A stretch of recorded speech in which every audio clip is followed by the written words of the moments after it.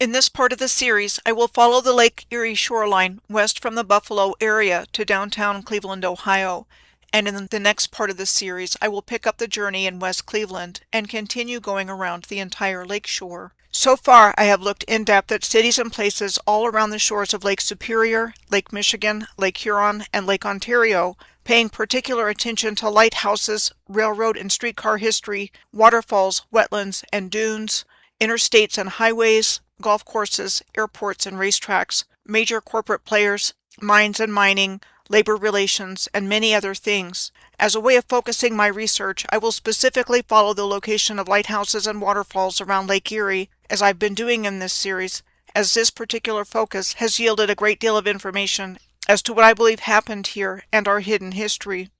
I believe there was a highly sophisticated and highly controlled hydrological and electrical system throughout the Great Lakes region that was an integral part of the Earth's original free energy grid system. And as we go through the information available to find along the way, I will continue to show you exactly why I think the Great Lakes were formed from tremendous amounts of water from the outflow of the waterfalls and the interconnected hydrological system when the original energy grid was destroyed and, as quickly as possible, was replaced by non-renewable energy resources that exist in limited supplies. My name is Michelle Gibson. I believe the destruction of this energy grid was a worldwide event, and that the surface of the Earth was subsequently destroyed around its key infrastructure, which besides waterfalls included components like lighthouses, rail infrastructure, canals, and what we know of as forts, and turned the landscape we see today into lakes, dunes, deserts, swamps, bogs, or causing the land to shear off and/or become submerged. I have finally arrived at Lake Erie, the last of the 5 Great Lakes of North America for me to take a look at. Like Lake Ontario, Lake Huron, and Lake Superior, Lake Erie is located on the international boundary between Canada and the United States. The Canadian province of Ontario occupies most of its northern shore, along with the states of Michigan on the northwestern and western shore, as well as Ohio on the western shore, Ohio and Pennsylvania on the southern shore, and New York on the southern and southeastern shore. Lake Erie is the 4th largest Great Lake by surface volume, but the shallowest and smallest by volume of the 5 lakes. Lake Erie has an average depth of 63 feet or 19 meters and is divided into 3 basins. The Western Basin and Lake St. Clair and the Detroit-Windsor area connected to Lake Erie by the Detroit River are quite shallow, with depths throughout, ranging from 0 to 10 meters or 33 feet. The Central Basin is somewhat deeper, with depths ranging from 0 to 25 meters or 82 feet. The Eastern Basin is the deepest, with depths ranging from 0 to 64 meters or 210 feet, where the deepest point of Lake Erie is marked by an X circled in red, making it the only Great Lake whose deepest point is above sea level. The depth contrast of the shallow western end and the deep eastern end causes water to pile up when strong winds push the lake water east or west. This results in a phenomenon known as a seiche, which happens when strong winds push the lake water east or west, causing the water to pile up or drain, and which Lake Erie is more prone to than the other Great Lakes. A seiche is the name for a standing wave in an enclosed or partially enclosed body of water. The seiches of Lake Erie are known to drain water out of the one end of the lake and cause extreme flooding at the other end. Lake Erie also has the shortest average water residence time of the Great Lakes at 2.7 years, meaning the average time that water spends in a particular lake. Lake Erie is also the warmest of the Great Lakes because it is the shallowest, and frequently reaches peak water temperatures in the 70 to 80 degree Fahrenheit range or upper 20 degrees Celsius range in the summer months of July and August, and more during heat waves. The Lake Erie region is known as the thunderstorm capital of Canada as well, with impressive displays of lightning. The relatively shallow waters found throughout the Great Lakes are notorious for shipwrecks, with an estimated somewhere between 6,000 to 10,000 ships and somewhere around 30,000 lives lost. The reasons were given for the high number of shipwrecks consist of things like severe weather, heavy cargo, and navigational challenges. Lake Erie has one of the highest concentrations of shipwrecks anywhere on Earth, with an estimated 2,000 sunken vessels, and only 400 of those have been discovered. There are over 50 lighthouses around the shores of Lake Erie, most of which I will be including in this journey.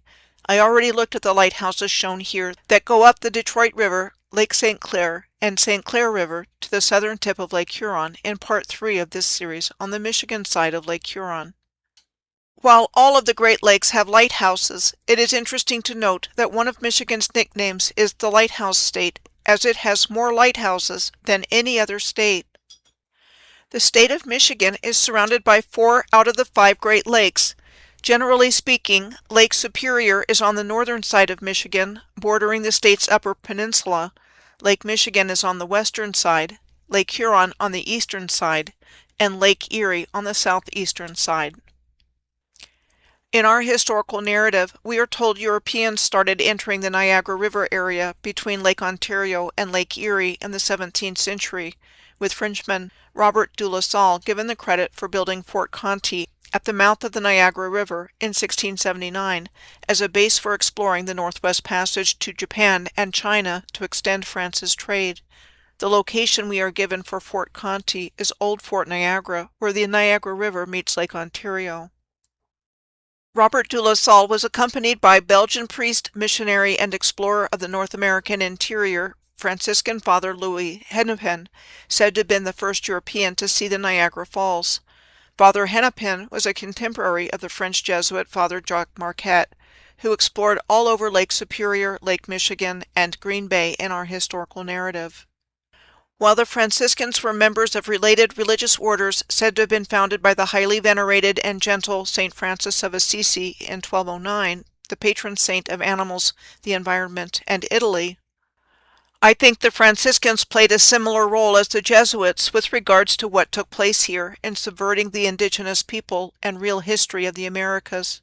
The Franciscans were called the vanguard of missionary activity in the New World, but I definitely think they were an active part of the cover-up and subversion of the original advanced civilization and its people here and in other parts of the world.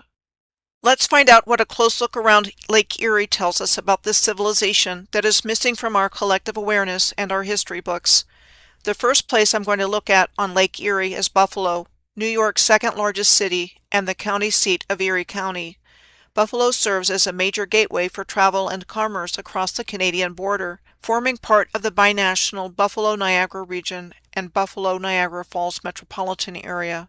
Niagara Falls, just to the north of Buffalo, is at the international boundary between the United States and Canada, with the city of Niagara Falls in New York on one side and the city of Niagara Falls in Ontario on the other. Grand Island is situated in between the Niagara Falls area and the Buffalo area. It is the largest island in the Niagara River in New York, and I looked at Grand Island in depth in Part 5 of this series. These are some of the places I'm going to be looking at in the Buffalo area, including places like the Black Rock Lock, the Peace Bridge, Delaware Park, and the Martin House attributed to Frank Lloyd Wright, the Buffalo River, the 3 lighthouses in Buffalo, some of the canals in Buffalo, the Cass Creek waterfalls, the Tift Nature Preserve, Highmark Stadium, and a few other places as well. Interstate 190 connects Interstate 90 in Buffalo with the international border at Lewiston, where it crosses the Lewiston-Queenston Bridge, and from there becomes Ontario Highway 405. Interesting to note that parts of Interstate 190 were built along the rights-of-way of the Lehigh Valley Railroad and the Erie Canal. Heading north out of Buffalo, Interstate 190 follows the eastern edge of the Black Rock Channel. The Black Rock Channel is 3.5 miles or 5.6 kilometers long and extends from Buffalo Harbor to the Black Rock Lock. The Black Rock Lock allows vessels to bypass rapids on the Niagara River at the outlet of Lake Erie. We are told it was the first lock constructed by the U.S. Army Corps of Engineers in 1833 for the Erie Canal, and that it was enlarged in 1913. The Tonawanda Channel in the Niagara River on the eastern side of Grand Island is dredged and maintained to allow boat traffic to enter the canal system from the Niagara River, or vice versa, and is the western terminus of the modern Erie Canal, as well as connecting the cities of Tonawanda and North Tonawanda in New York. The Erie Canal in New York State runs for 351 miles or 565 kilometers between Lake Erie at Buffalo to the Hudson River near Albany. It was said to have been constructed starting on July 4th of 1817 and first opened on October 26th of 1825. In our historical narrative, the opening of the Erie Canal made it the first navigable waterway connecting the Atlantic region to the Great Lakes and accelerated the settlement of the Great Lakes region, the westward expansion of the United States, as it greatly reduced the cost of transporting people and goods across the Appalachian Mountains. According to what we've been told, the Erie Canal was built during the American Canal Age. We are told the American Canal Age was between 1790 and 1855, and started in Pennsylvania, where the first legislation surveying canals was first passed in 1762. We are told that the main line of public works was passed by the Pennsylvania legislature in 1826, and that it funded the construction of various transportation systems, including canal, road, and railroad. We are told the lower section of the Lehigh Canal was built between Easton, Pennsylvania, and Mock Chunk, now known as Jim Thorpe, Pennsylvania, with construction said to have been started in 1818 and completed in 1838.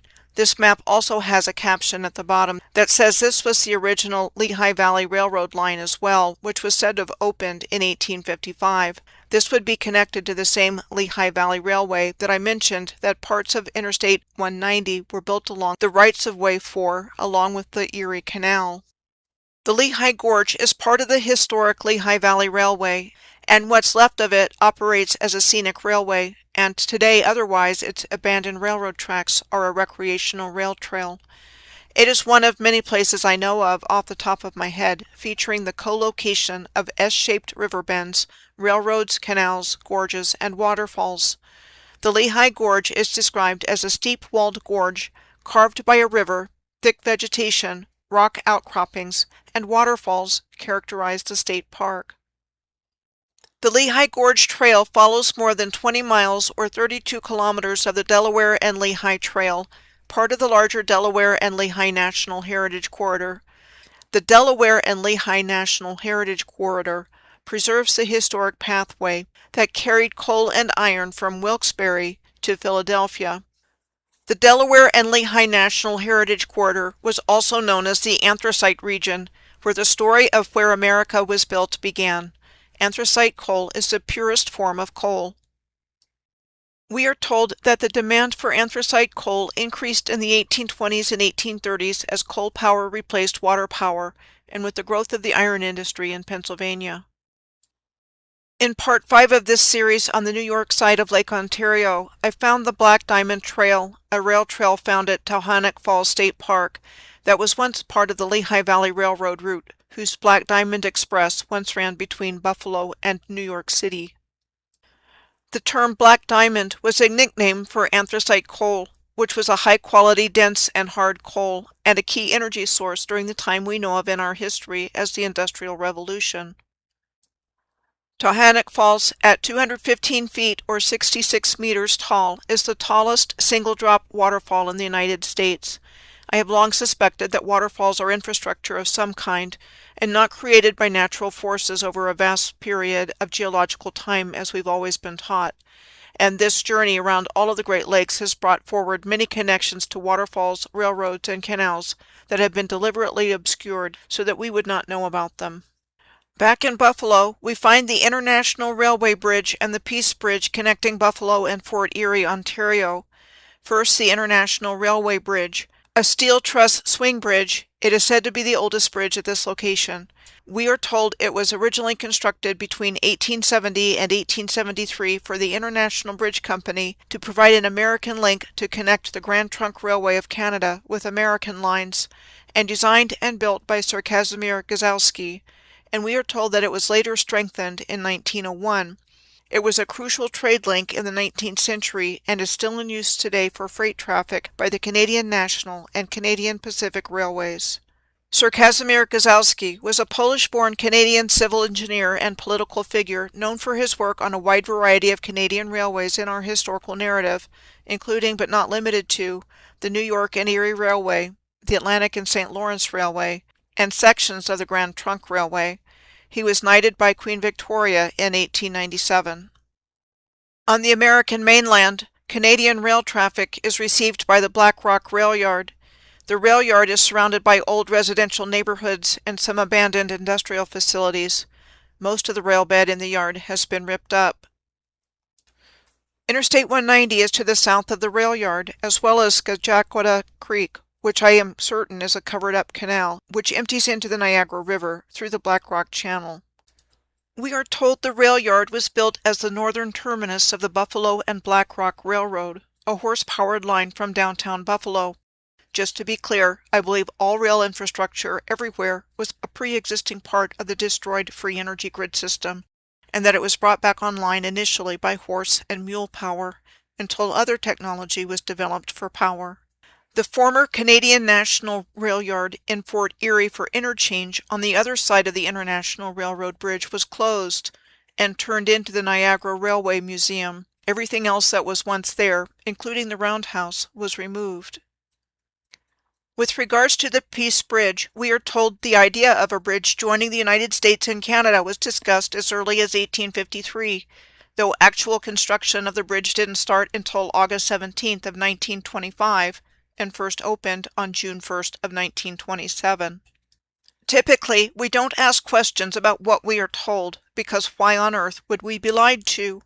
But consider if what we have been told about the construction is consistent with the engineering required to build these massive bridges.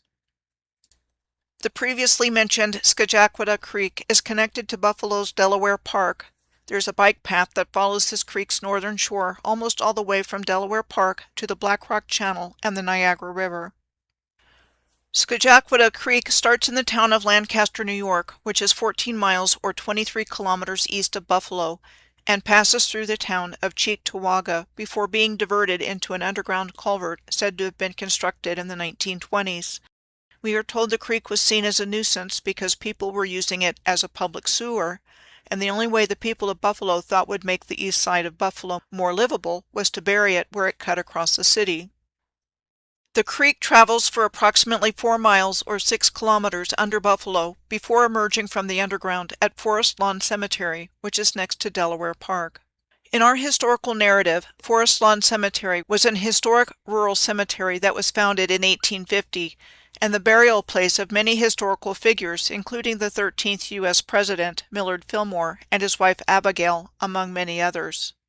Also known as the rural cemetery movement, these were said to have been a style of cemetery that became popular in the mid-19th century in both the United States and Europe due to the overcrowding and health concerns of urban cemeteries. They were typically built, we are told, around 5 miles or 8 kilometers outside the city in order to both be 1, separate from the cities, and 2, close enough for visitors. Not only that, the rural cemeteries were beautifully landscaped, containing elaborate memorials and mausoleums, and were places that the general public could go for outdoor recreation around art and sculptures, which previously had only been available to the wealthy. We are told their popularity decreased, however, towards the end of the 19th century due to 1, the high cost of maintenance, 2, the development of true public parks, and 3, the perceived disorderliness of appearance due to independent ownership of family burial plots and different grave markers. Scajaquada Creek passes over Serenity Falls in the Forest Lawn Cemetery on its way to Delaware Park. Delaware Park was considered the centerpiece of the Buffalo Olmsted Park system, New York's oldest system of paths and pathways, which included 6 parks, 7 parkways, 8 landscaped circles, and other public spaces said to have been designed with Calvert Vaux between 1868 and 1876.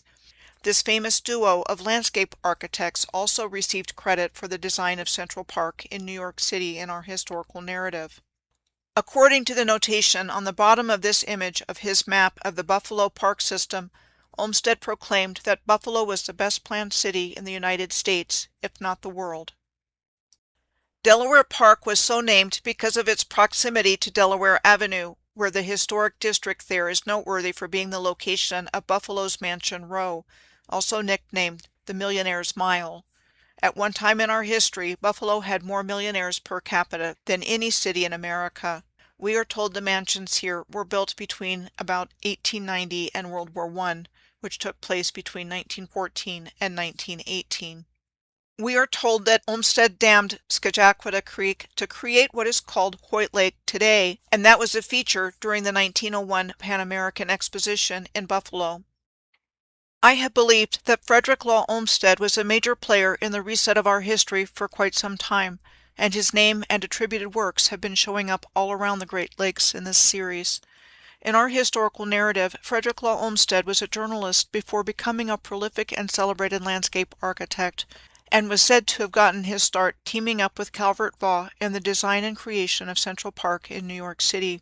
Olmsted and his firm was credited altogether with some 500 design projects, including, but not limited to, 100 public parks, 200 private estates, 50 residential communities, and 40 academic campus designs. I talked about his role in depth in this video, The Life and Times of Frederick Law Olmsted, a retrospective of reset history. The Albright Knox Art Gallery is an art museum on the western edge of the park, overlooking Hoyt Lake and Scajaquada Creek. Though we are told it was originally intended to be used as the Fine Arts Pavilion for the 1901 Pan American Exposition, it was not completed in time because of construction delays. It was first opened to the public in 1905 as the Albright Art Gallery. The Buffalo History Museum is located at the northwestern corner of Delaware Park, and this building was said to have been designed and constructed for the 1901 Pan American Exposition, and the exposition's sole surviving permanent structure. Buffalo State University is situated between Delaware Park and the Black Rock Channel on Scajaquada Creek. It was first established in 1871 as the Buffalo Normal School to train teachers. The Richardson Olmsted Complex is adjacent to the campus of Buffalo State University and Delaware Park. We are told that the Richardson Olmsted Complex is in the architectural style called Richardsonian Romanesque, after architect Henry Hobson Richardson, who first used elements of this style in what was originally the Buffalo State Asylum for the Insane, which he was said to have designed in 1870, and for which Frederick Law Olmsted was the landscape architect.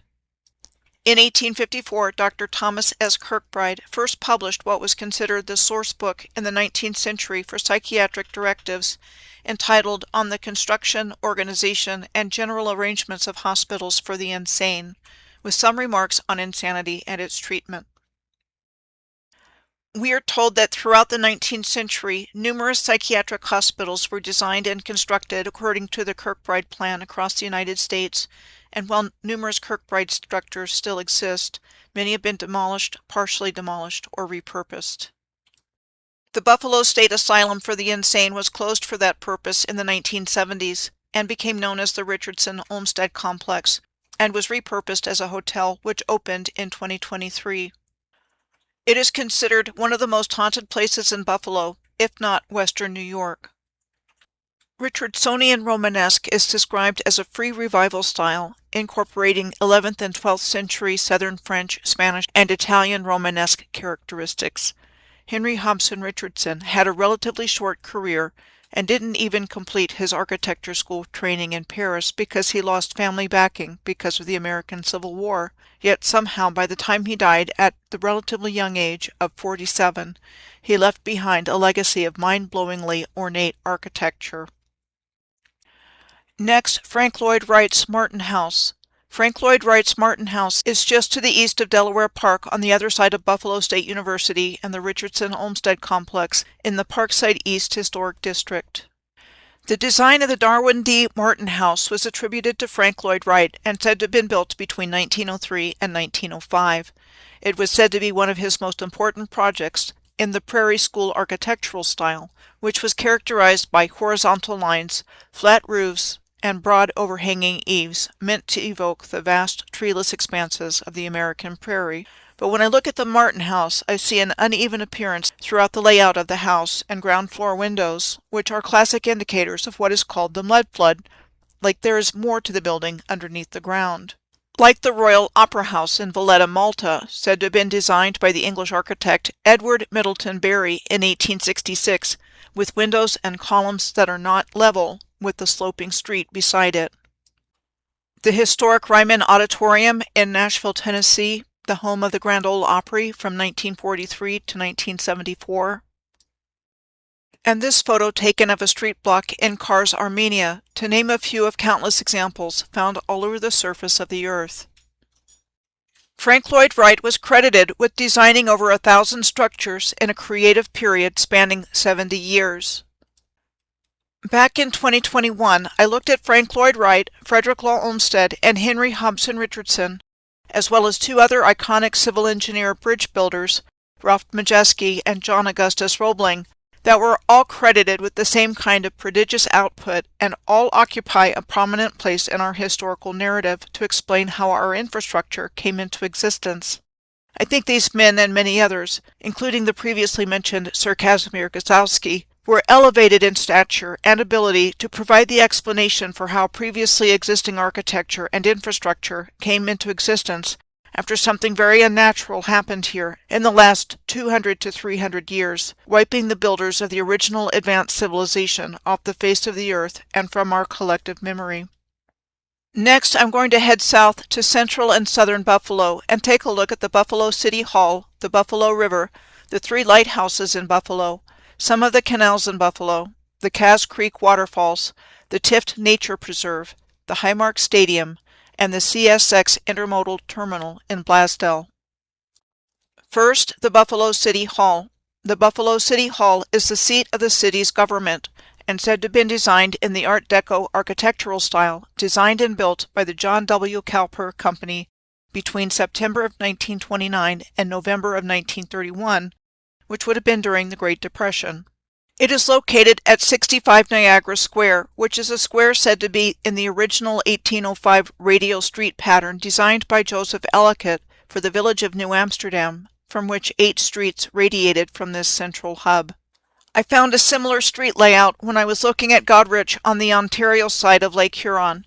Today's Courthouse Park is marked Marketplace on the street plan of Goderich, centrally placed in a geometric configuration, also where 8 streets radiate from it.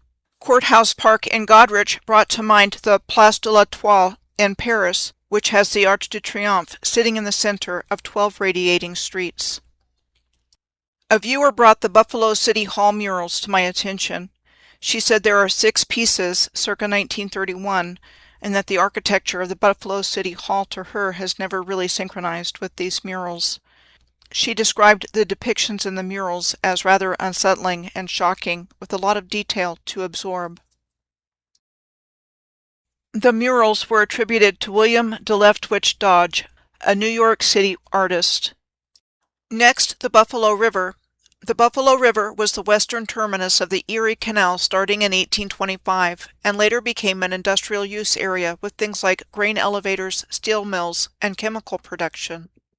The transportation and industrial uses of the river greatly declined when shipping began to bypass the Erie Canal in the 1950s, and many adjacent mills and factories were abandoned. The Buffalo Ship Canal is a federal navigation channel maintained by the U.S. Army Corps of Engineers at a depth of 23 feet or 7 meters below lake level by dredging to allow for the passage of high vessels. The Buffalo Main Lighthouse was located at the entrance to both the Erie Canal and the Buffalo River. The Buffalo Main Lighthouse was said to have been established and lit in 1833 and deactivated in 1914. It was constructed out of limestone and cast iron. These days it is an outdoor museum. The third-order Fresnel lens of the lighthouse is on display at the Buffalo History Museum. A third-order Fresnel lens is a high-intensity, beehive-shaped glass apparatus used to focus light from a central source in a powerful beam. Very few of these original Fresnel lenses remain in lighthouses. One that comes to mind that still has one from doing this research on the Great Lakes is the Tibbetts Point Lighthouse at the entrance of the St. Lawrence Waterway in Cape Vincent, New York. It uses the only classic Fresnel lens still in operation on Lake Ontario. Only 70 such lenses are still operational in the United States, with 16 of them being on the Great Lakes. The Tibbetts Point Lighthouse is on the Great Lakes Seaway Trail, a national scenic byway of roads and highways that runs for 518 miles or 834 kilometers along Lake Erie, the Niagara River, Lake Ontario, and the St. Lawrence River. I first became aware of the existence of the Seaway Trail when I was looking at the Charlotte-Genesee Lighthouse on the southern shore of Lake Ontario, near Rochester, New York. The Seaway Trail runs along the southern shore of Lake Erie that I will be taking a close look at in this video. Interesting to note, the Buffalo Main Lighthouse is located near where the Great Lakes Seaway Trail, as part of New York State Route 5, crosses over the Skyway Bridge. More to come later on the Great Lakes Seaway Trail. The Horseshoe Reef Lighthouse is next. Horseshoe Reef, considered to be an underwater hazard, was 1 acre of territory ceded by Great Britain to the United States in 1850, and an American enclave on the Canadian side of the water border. The building of a lighthouse there was said to be a contingency agreed upon for the transfer of the land, and with congressional approval coming in 1851 in our narrative. First lighting of it was achieved in 1856, and operation ceased sometime around 1920. It has been left in an abandoned and rotting state ever since. The Buffalo Intake Crib is near the Horseshoe Reef Lighthouse. The Buffalo Water Intake Crib was said to have been built in 1907. It has 20-foot or 6-meter walls beneath the surface of the water and is one of the key water intake locations in the state of New York. It is described as a round, red-roofed structure sitting on a concrete crib, feeding water via gravity through tunnels deep in the bedrock, and supplies Buffalo with approximately 125 million gallons, or 473,176,473 liters of water each day. The Buffalo South Entrance South Side Lighthouse was located at Stony Point at the entrance to Buffalo Harbor. It was said to have been established in 1903 and operational until it was deactivated in 1993 and replaced by a modern post light. All that's left of the lighthouse today is the cast-iron 3-story light tower and its lantern. The Buffalo South Entrance Southside Lighthouse was in close proximity to the Tift Nature Preserve, the Union Canal, the Lackawanna Canal, what is called Iron City, the Cass Creek waterfalls, and the Buffalo and Erie County Botanical Gardens. The Tift Nature Preserve is just a 5-minute drive from downtown Buffalo and is one of the largest municipal nature preserves in New York State at 264 acres or 107 hectares. Its history goes something like this. In 1858, 600 acres or 243 hectares of land here was purchased by George Washington Tift, and he started a large dairy farm. It was in the Tift family until 1883. Then in 1900, the land became a transshipment center for coal and iron, with 12 shipping lanes and docked 83 vessels, and this ended in 1912 with the passage of the Panama Canal Act in 1912, which forced the separation of rail and shipping interests. Afterwards, the land became an unofficial dump and was purchased by the city of Buffalo to become a landfill site in the 1970s. Then in 1976, following public outcry, a nonprofit was organized with city support, a visitor center completed in 1978, and it was merged with the Buffalo Museum of Science in 1982. In 1983, the preserve was temporarily closed for the removal of hazardous waste. Public access is provided by 5 miles or 8 kilometers of nature trails and 3 boardwalks with viewing blinds in or next to the Cattail Marsh. Wetlands, including marshes and swamps, are on my radar for being destroyed land. I have been finding them all around the Great Lakes and in many places along ley lines I have tracked in past research, and we will see more examples before the end of this video. Technically located in Buffalo, the Union Canal is the city's boundary with the city of Lackawanna. It was said to have been dug by the Goodyears in order for lake freighters to access the Susquehanna Iron Company and Pennsylvania Railroad's ore docks. The Susquehanna plant changed hands and was owned by Hanna Furnace for quite some time. Bethlehem Steel operated the short section of dock from Route 5 to the harbor. The area underwent major rehabilitation and remediation, and today the Union Canal is the centerpiece of the Buffalo Lakeside Commerce Park and is a popular spot for fishing.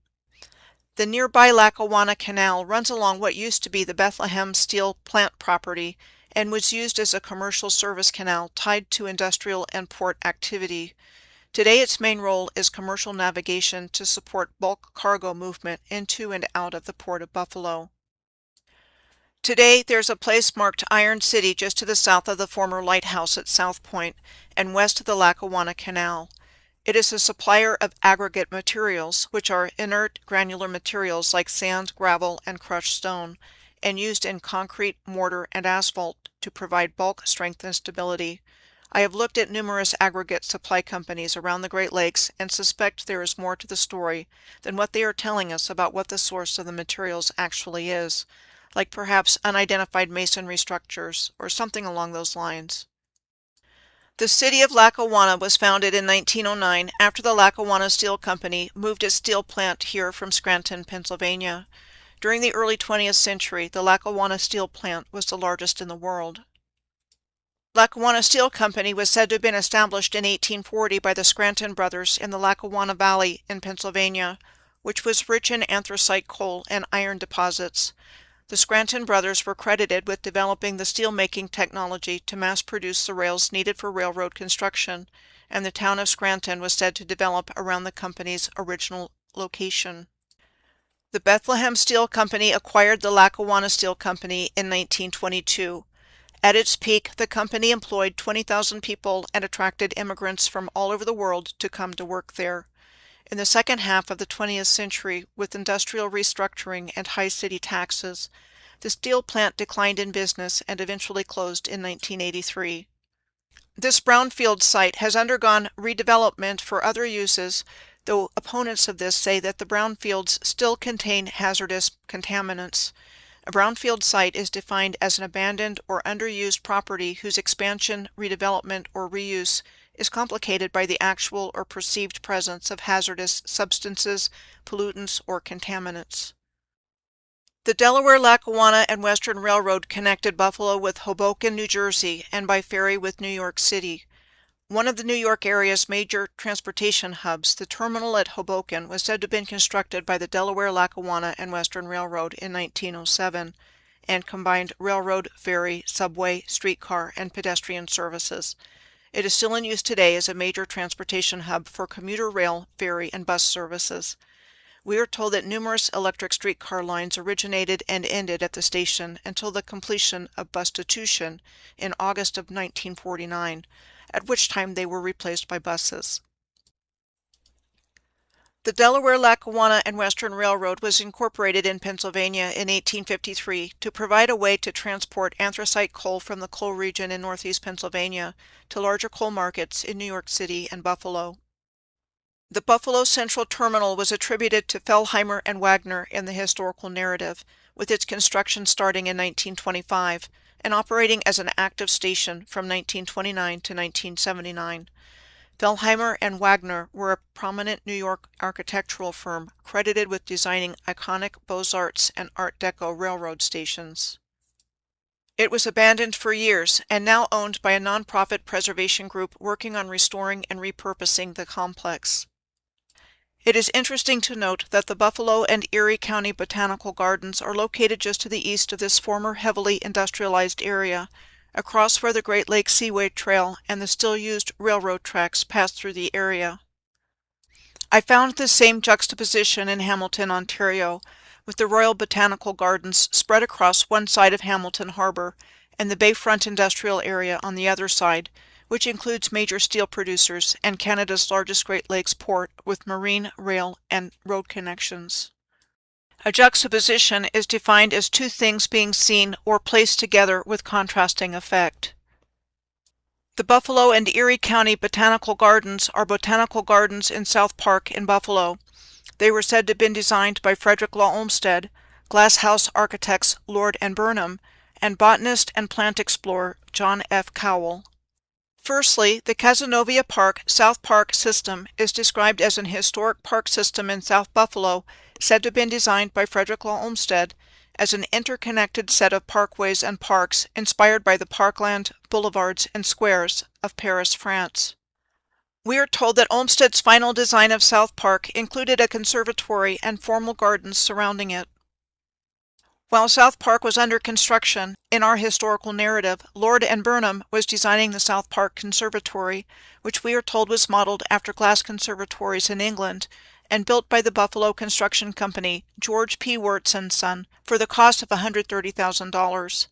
When it opened in 1900, it was said to be the 9th largest public greenhouse in the world, and the 3rd largest in the United States.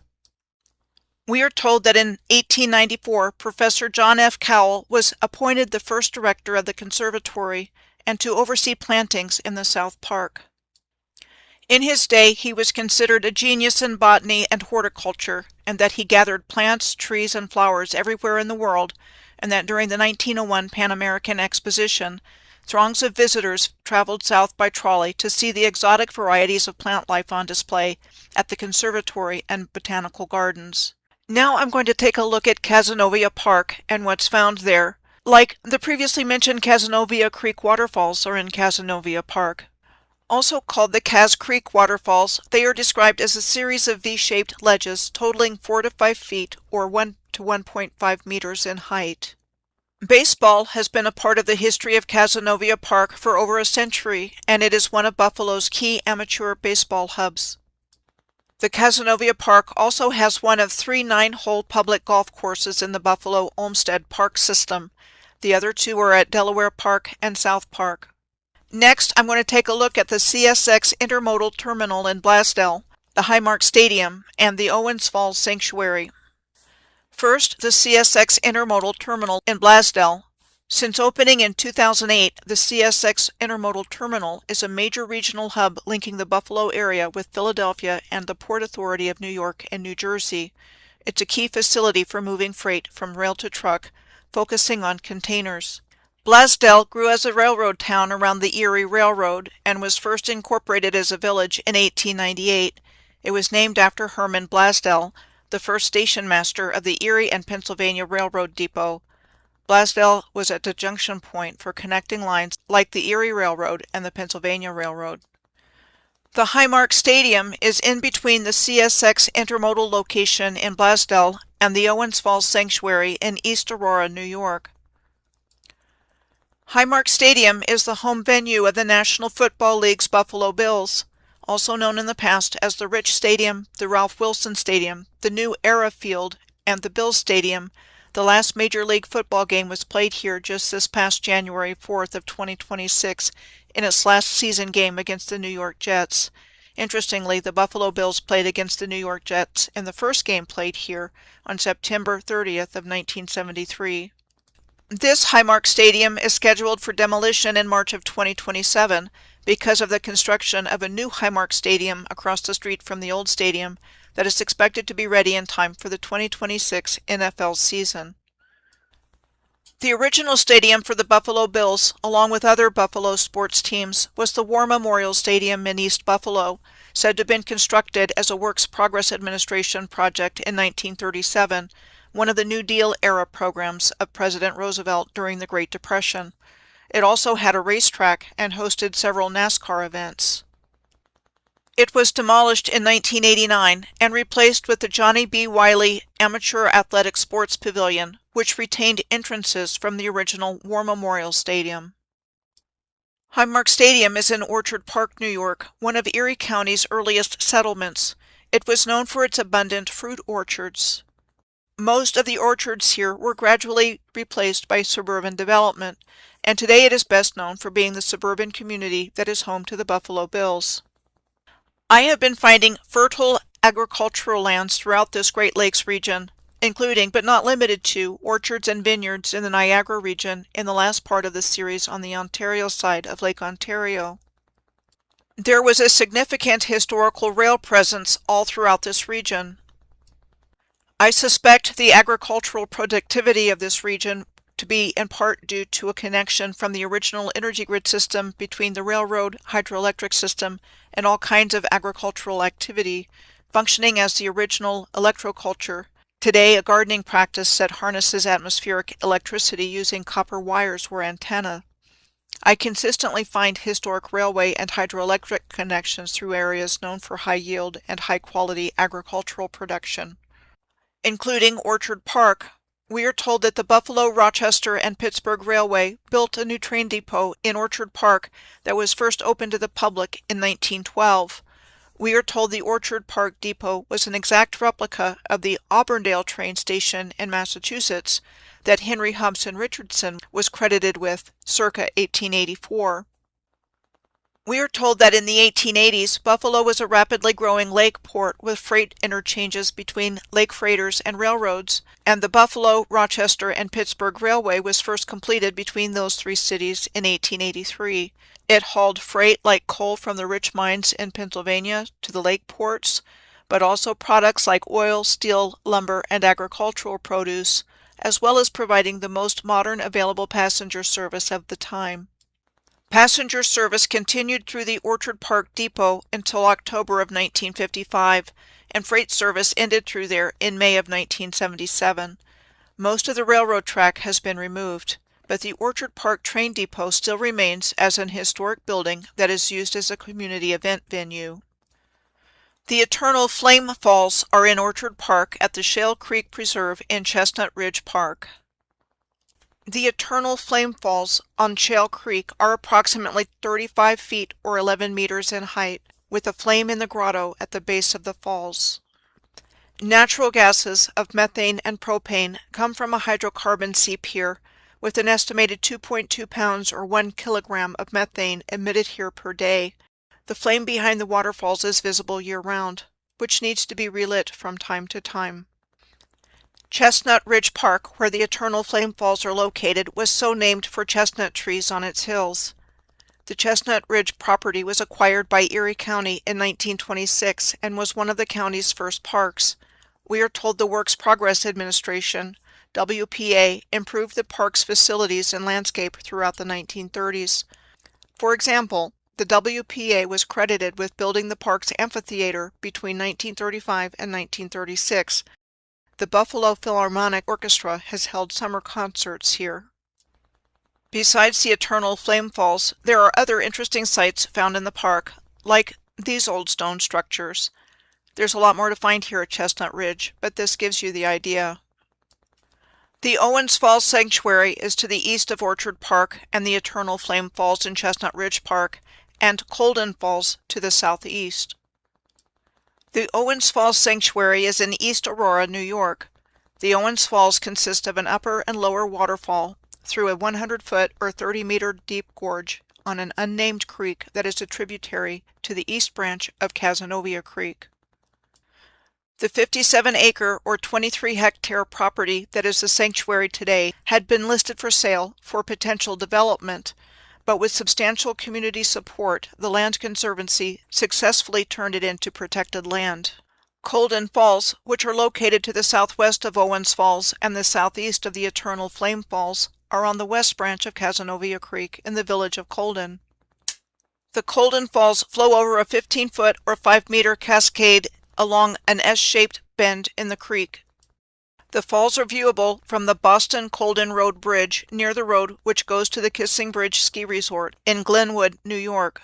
The Kissing Bridge Ski Resort features a 550 to 600 foot or 168 to 183 meter vertical drop across 39 slopes. Just wondering if there might be infrastructure with steep vertical walls underneath the ski slopes, like as seen with these two massive masonry structures in Ollantaytambo, Peru. I wonder the same thing about what's beneath sand dunes, like the Morib Dune, the tallest dune in the United Arab Emirates and one of the highest sand hills in the world at 984 feet or 300 meters high, with a 50-degree angle from the ground to the top. Among other things, it is popular for organized car racing and other vehicular activities. Must have a pretty hard surface underneath all of the sand. This is part of what is known as the Empty Quarter, the largest desert in the world that encompasses most of the southern third of the Arabian Peninsula. And somewhere in the Empty Quarter is believed to be the location of the lost city of Iram of the Pillars. Its location has been searched for over the years, and no place has ever been conclusively identified as such. It intriguingly has the nickname of Atlantis of the Sands. Also, in the process of oil and gas exploration in the Empty Quarter, giant skeletons apparently have turned up from time to time, though you find things like this fact-checked and flagged as hoaxes. Like for some reason, they really don't want us to know giants existed upon the earth at one time. Back in Colden, the previously seen Buffalo, Rochester, and Pittsburgh Railway operated a line which passed through Colden, with records indicating that it ran under the previously seen Boston-Colden Road Bridge next to the Colden Falls. The tracks were active in the vicinity of Richmond Hills and near the Kissing Bridge area. I'm bringing attention to this because I am certain, after years of researching this subject, that there is a connection between railroads and waterfalls on the Earth's original energy grid. The first time I looked into this subject in depth was in the summer of 2023 in my video of railroads and waterfalls and other physical infrastructure of the Earth's grid system, where I looked at a number of examples from across the United States, and I found the same patterns and configurations of railroads, waterfalls, gorges, rapids, bridges, canals, dams, reservoirs, and hydroelectric facilities, along with lighthouses and starforts. And in the years since then, I continue to encounter the same findings everywhere, including in this Great Lakes series, among many other places in the world.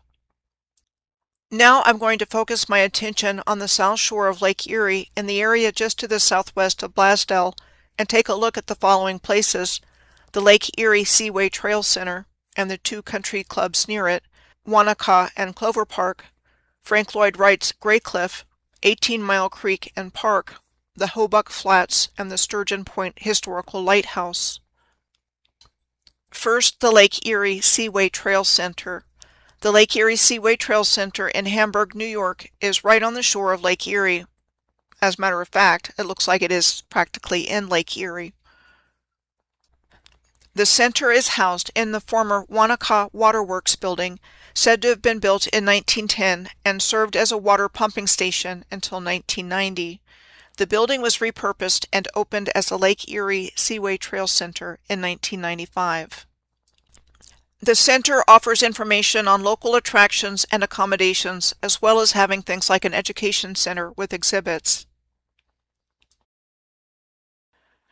Wanaka Beach runs along the lakeshore here. It is described as a scenic rocky beach that is known for its beach glass and sunsets. The Wanaka Country Club and the Cloverbank Country Club are nearby as well. The Wanaka Country Club is a private club that was founded in 1899 by several prominent Buffalo businessmen as the Wanaka Golf Club and rechartered as the Country Club in 1913. It is right on the shore of Lake Erie. The Wanaka Country Club is in between New York Route 5, otherwise known as the Seaway Trail, and the railroad tracks going through the area, and the Cloverbank Country Club is on the other side of the tracks from it.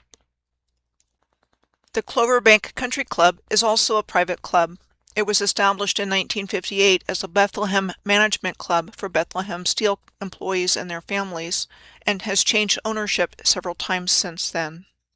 I have been talking throughout this series and in other places before that about golf courses being cover-ups of mound or earthwork sites and part of the original energy grid. Just carve out the top of a mound and voila, you have a bunker. The term links is another name used for golf courses. I think this name tells us their actual purpose in the Earth's grid system, perhaps as links or linkages of the circuitry of electrical and magnetic components. I've been finding golf courses throughout this series, like along the shoreline of Lake Huron in these examples. And like this example, on both sides of the Niagara River on Lake Ontario. As I mentioned previously, the Seaway Trail is a national scenic byway of roads and highways that runs for 518 miles or 834 kilometers along Lake Erie, the Niagara River, Lake Ontario, and the St. Lawrence River. While the Seaway Trail starts to the southwest at US 20 at the Ohio-Pennsylvania border. It quickly becomes Pennsylvania Route 5 and continues in New York as New York Route 5 through Buffalo. US 20 is a major east-west highway that runs all the way across the continent and runs along the southern shores of both Lake Erie and Lake Michigan, starting at Route 2 at Kenmore Square in Boston, Massachusetts, and ending at US 101 in Newport, Oregon. Interstate 90 from Logan International Airport in Boston runs roughly parallel to US 20 until Rockford, Illinois, where I-90 heads northwest towards Seattle and US 20 heads northwest to Newport, Oregon. The lakeshore line runs a similar route together from Boston to Chicago, along with US 20 and Interstate 90. The lakeshore line is operated today by Amtrak as the Lakeshore Limited and is an overnight passenger train. The central segment of the route runs along the southern shore of Lake Erie. Now I will take a look at Frank Lloyd Wright's Graycliff. We are told the Graycliff estate was designed by Frank Lloyd Wright and built between 1926 and 1931 in the hamlet of Derby as a summer residence for Isabel Reed Path Martin and her husband Darwin D. Martin, the Buffalo entrepreneur whose Martin house we saw earlier near Delaware Park that was also said to have been designed by Frank Lloyd Wright. It is situated atop a high gray limestone cliff overlooking Lake Erie. We are told that Graycliff was designed in Wright's organic architectural style, which is described as a philosophy of architecture that promotes harmony between human habitation and the natural world. These days it is an historic house museum and hosts a market on certain Thursdays in the summer months. It is interesting to note that Frank Lloyd Wright attended the University of Wisconsin-Madison in 1886 when he was admitted as a special student and worked under civil engineering professor Alan D. Conover, though he left the university soon and without taking a degree. Much later in his life, the University of Wisconsin-Madison granted him an honorary doctorate in 1955. After leaving the university, we find Frank Lloyd Wright landing in Chicago in 1887 looking for a job, where we are told architectural work was plentiful as a result of the 1871 Great Fire of Chicago. In 1888, Frank Lloyd Wright became apprenticed to the firm of Adler and Sullivan, where prominent Chicago architect Louis Sullivan, called the father of skyscrapers and the father of modernism, took Wright under his wing. The firm of Adler and Sullivan, and primarily Louis Sullivan, was credited with designing the transportation building for the 1893 World Columbian Exposition in Chicago. Louis Sullivan, Frank Lloyd Wright, and Henry Hobson Richardson form what is called the recognized trinity of American architecture. Next up, 18-Mile Creek and Conservation Park and Hobuck Flats. The S-shaped 18-Mile Creek is so named for being 18 miles south of the Niagara River in Buffalo, which is 29 kilometers, and is Lake Erie's second largest tributary, after the Maumee River, the entrance to which is in Toledo. Frank Lloyd Wright's Graycliff estate is located right next to the entrance to the 18-Mile Creek on Lake Erie. The 18-Mile Creek Conservation Park is located on the southern edge of the town of Hamburg, in between the North Fork and the South Fork of the 18-Mile Creek before it becomes one creek going into Lake Erie, and to the east of New York 5, the railroad tracks US 20 and I-90, which all occupy a narrow stretch of land near the shore of Lake Erie. The 18-Mile Creek Conservation Park, a recreational area for hiking, fishing, and wildlife viewing, is described by things like having difficult access and hard to find with little signage, apart from the parking area, and limited trail signage. The parking area here is surrounded by megalithic stone blocks. I had the same experience when I was looking for the Turkey Mountain Urban Wilderness area in Tulsa, Oklahoma many years ago when I was first waking up to all of this. It was on the map, but hard to find, with little signage apart from the parking area and limited trail signage. The parking lot for Turkey Mountain was also surrounded by megalithic stone blocks, and they were the size of VW buses.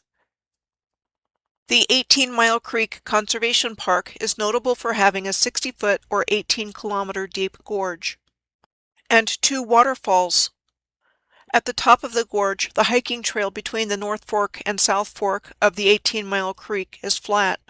I do suspect there was a railroad track through here at one time because of the correlation I found between railroads, gorges, and waterfalls, and how so many former railroad lines have been turned into rail trails.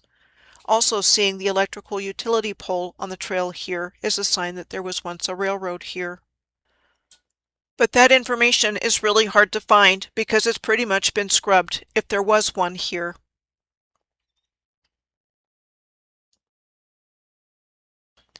This brings me to the Hobuck Flats.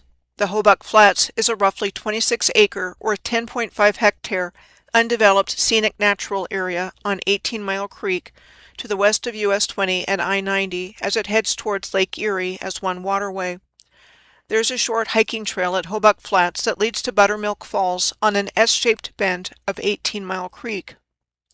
This immediately brings to mind a location on the New River in West Virginia's New River Gorge, which is one place I know of that still has an active railroad line running along the New River. There are waterfalls and hydroelectric projects found on the New River as it winds its way through the New River Gorge. I was able to find several waterfalls here that are accessible by road and reference to over 100 others. The first two waterfalls I found that are accessible by road are the Kanawha Falls and Cathedral Falls. They are directly across from each other on a river bend, and they both have hydro projects next to them. There's no doubt in my mind that there was an energy-generating connection for the original civilization between the railroad S-shaped river bends, hydroelectricity generation, waterfalls, and gorges. So it is definitely interesting to note that there's an old abandoned steel truss railroad bridge at Hobuck Flats, with megalithic stone blocks here as well. Though interestingly, they don't call it an old railroad bridge, which is what I think it is. They call it the Old Versailles Road Plank Bridge.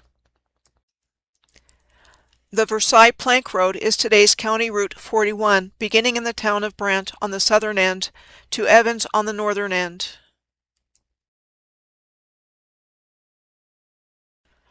Here's what we are told in our narrative about plank roads. The plank road boom lasted in the United States from 1844 to the mid-1850s, with more than 10,000 miles or 16,000 kilometers of plank roads built across the country. Newspapers and magazines of the time, including the New York Tribune and Scientific American, extolled plank roads as being easy to construct and a way to transform the rural transit trade of the country. As we see in these photos, plank roads are crossing over landscapes covered in sand and dunes. But I think they were a cover-up explanation for the pre-existing railroad tracks of railroad lines that were part of the energy grid that was deliberately destroyed, creating, among many other things, deserts, dunes, swamps, and bogs. This steel truss pedestrian bridge in downtown Prescott, in Arizona, where I live, is next to the Hilton Garden Inn, located at the intersection of Sheldon Street and South Montezuma Street, and was actually called the Granite Creek Railroad Bridge. The bridge was said to have been first constructed in 1893 and reconstructed in 1910 as part of the Santa Fe, Prescott, and Phoenix Railway going through downtown Prescott on Sheldon Street near this location. The original train depot was directly across the street from the railroad bridge, which is today a real estate office at a shopping center called Marketplace Depot, with the line having been abandoned in 1984 and the tracks removed for good by 1992. When I was looking at Google Earth around the areas on 18-Mile Creek that I've been looking at, there are some things that popped out at me, primarily the presence of elliptical shapes and an airport in close proximity to each other in between Hobuck Flats and the 18-Mile Creek Conservation Park, as well as close to I-90 in US 20. I consistently find airports and elliptical shapes in close proximity to each other and have found many examples throughout this series and in other work that I've done. In most cases, the elliptical shapes, which I believe were circuits on the original energy grid, are now typically racetracks, in particular horse and/or auto racing, another name for which is racing circuit. In these cases, I can find nothing to indicate what the ellipses are being used for, if anything, but they both have the same elliptical shape of being long and narrow. And I did find another faint elliptical shape in the landscape in between I-90 and US 20, and in between Hobuck Flats and the elliptical shape adjacent to the Hamburg Airport. The Sturgeon Point Historical Lighthouse is near the shore of Lake Erie, to the southwest of the Hamburg area that I've been looking at. This is what I was able to find out about it. The Sturgeon Point Historical Lighthouse is a small lighthouse that was built in 1924 to mark a subdivision near Sturgeon Point on Lake Erie. It was moved to Derby, New York at the entrance to the water treatment plant and is now landlocked. The Erie County Water Treatment Plant at Sturgeon Point is a major drinking water facility. It draws raw water from Lake Erie and treats it so it can be distributed as drinking water to the areas served by the Erie County Water Authority system. Polyaluminum chloride is used as the chemical agent by which the lake water is treated so it can be safely filtered out as drinking water. These locations I've been looking at in the Derby area are a short distance to the west off of New York 5, the Seaway Trail. Next, I'm going to head south of the Sturgeon Point Historical Lighthouse area and take a look at the Dunkirk Lighthouse, the Shorewood Country Club, the Vineyards Golf Course, Lake Erie State Park, Shumla Falls, Arkwright Falls, Burr Falls, and the community of Lilydale, and to the east of this area, the Zor Valley Multiple Use Area, the Gossamer Cascade Waterfall, the Stony Pitcher Falls, and Linda's Falls. First, the Dunkirk Lighthouse. The Dunkirk Lighthouse, also known as the Point Gradio Lighthouse, is still an active lighthouse. We are told that it was first established in 1826, that the original lighthouse needed to be rebuilt because it was falling into disrepair, and that the current tower was first lit in 1875. Like the previously mentioned Tibbetts Point Lighthouse at Cape Vincent, New York, at the entrance to the St. Lawrence Waterway on Lake Ontario, the Dunkirk Lighthouse is one of the only 16 lighthouses on the Great Lakes that has its original third-order Fresnel lens. The third-order Fresnel lens at the Dunkirk Lighthouse is currently valued at USD $1.5 million. The Shorewood Country Club is just down the Lake Erie shore from the Dunkirk Lighthouse, just west of New York 5 and the railroad tracks. The Shorewood Country Club is a semi-private club that was first established in 1918 and offers a variety of amenities besides the golf course, including social events and weddings. It is known for its panoramic views of Lake Erie. The Fredonia wastewater treatment plant is adjacent to the Shorewood Country Club. As a wastewater treatment plant, this is a location where previously used water from homes, businesses, and industries has pollutants removed chemically so that it can be reused and returned to the water distribution system. The almost 100-year-old facility here is addressing critical aging infrastructure and has been experiencing significant recurring failures. Discussions are underway regarding rehabbing the plant or decommissioning it. I came across the Clarkson wastewater treatment plant on Lake Ontario in Mississauga near Toronto in the last part of this series.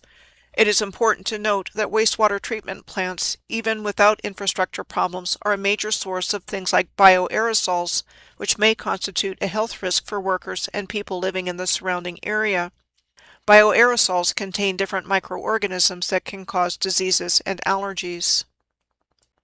I found more interesting shapes in the landscape at the State University of New York, SUNY, Fredonia, and Chautauqua County Fairgrounds, just a short distance to the east of the wastewater treatment plant and the Shorewood Country Club.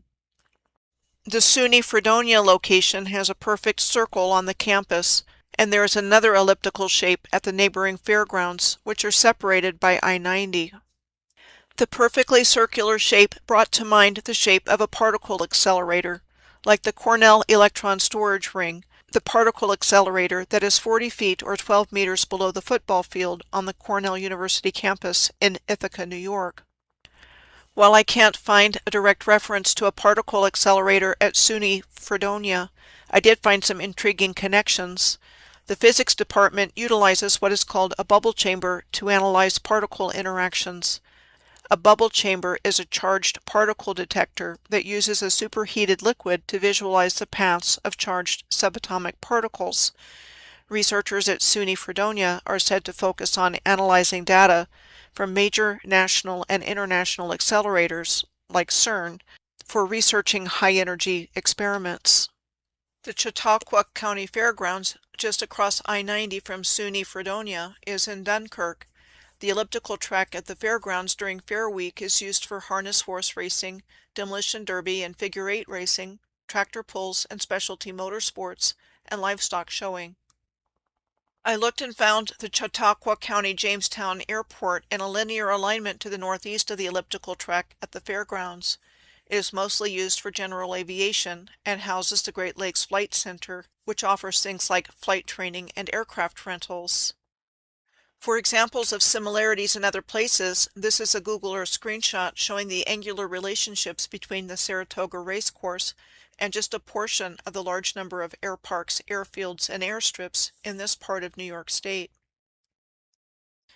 The Saratoga Racecourse is a thoroughbred horse racing track in Saratoga Springs, New York. It is one of the oldest sporting venues in the United States, having opened on August 3rd of 1863, which would have been in the middle of the American Civil War. The Saratoga Racecourse has been in use pretty much continuously since it first opened.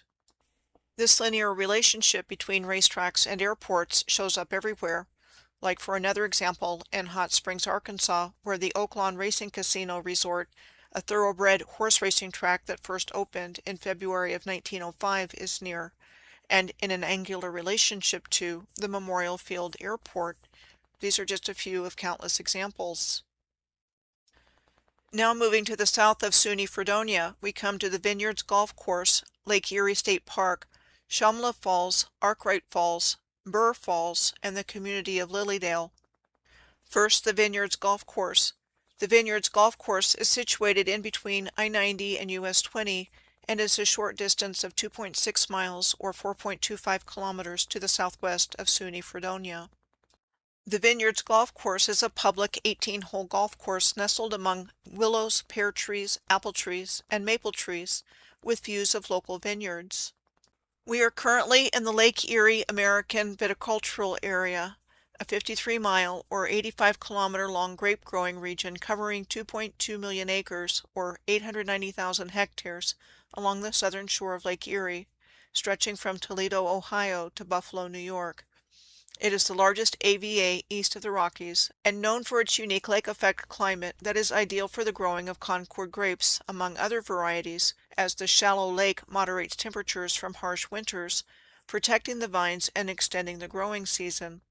Like I said back in Orchard Park, where Highmark Stadium is located, I have been finding fertile agricultural lands throughout the Great Lakes region, including but not limited to orchards and vineyards in the Niagara region and the last part of the series on the Ontario side of Lake Ontario, and there was a significant historical rail presence all throughout this region.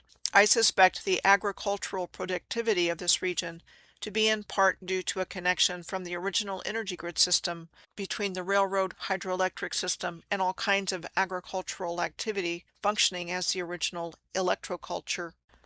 Chautauqua County's Lake Erie State Park is in Brockton, New York. It has facilities for camping, hiking, cross-country skiing, birdwatching, fishing, and other recreational activities. It is a location of Lake Erie Beach, where there are megalithic stone blocks on the lakeshore.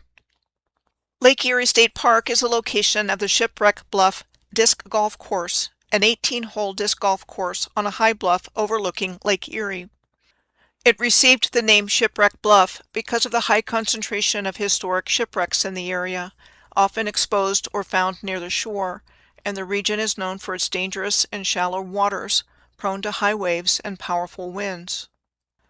Lake Erie State Park is on the Seaway Trail, and the other places I want to look at, Burr Falls, Lilydale, Shumla Falls, and Arkwright Falls, are across I-90 and US 20 from there, and Burr Falls is the first place we come to. In looking into the general area of Burr Falls, I found the Lakeview Shock Incarceration Correctional Facility, the Brockton Arch, and the College Lodge. The Lakeview Shock Incarceration Correctional Facility is in between I-90 and the railroad tracks, not far from Lake Erie State Park.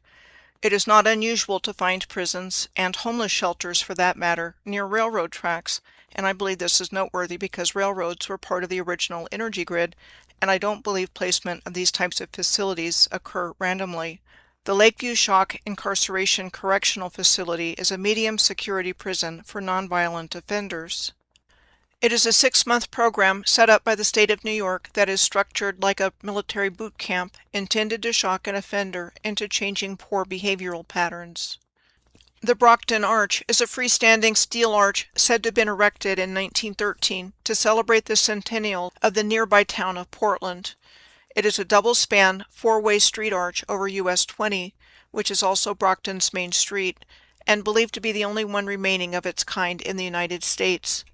It was said to have been constructed high and wide enough to allow the interurban cars on the tracks of the Buffalo and Lake Erie Traction Company to travel beneath it. The Buffalo and Lake Erie Traction Company interurban line between Buffalo, New York, and Erie, Pennsylvania was in operation between 1906 and 1924, at which time it was replaced by buses and cars. Interurbans functioned as streetcars between cities and were worldwide, and made to go away for the most part a long time ago. Just a few remain in operation compared to what there once was, like this one on the Isle of Man, which is an interurban that connects the island's capital Douglas with Laxey in the east and Ramsey in the north.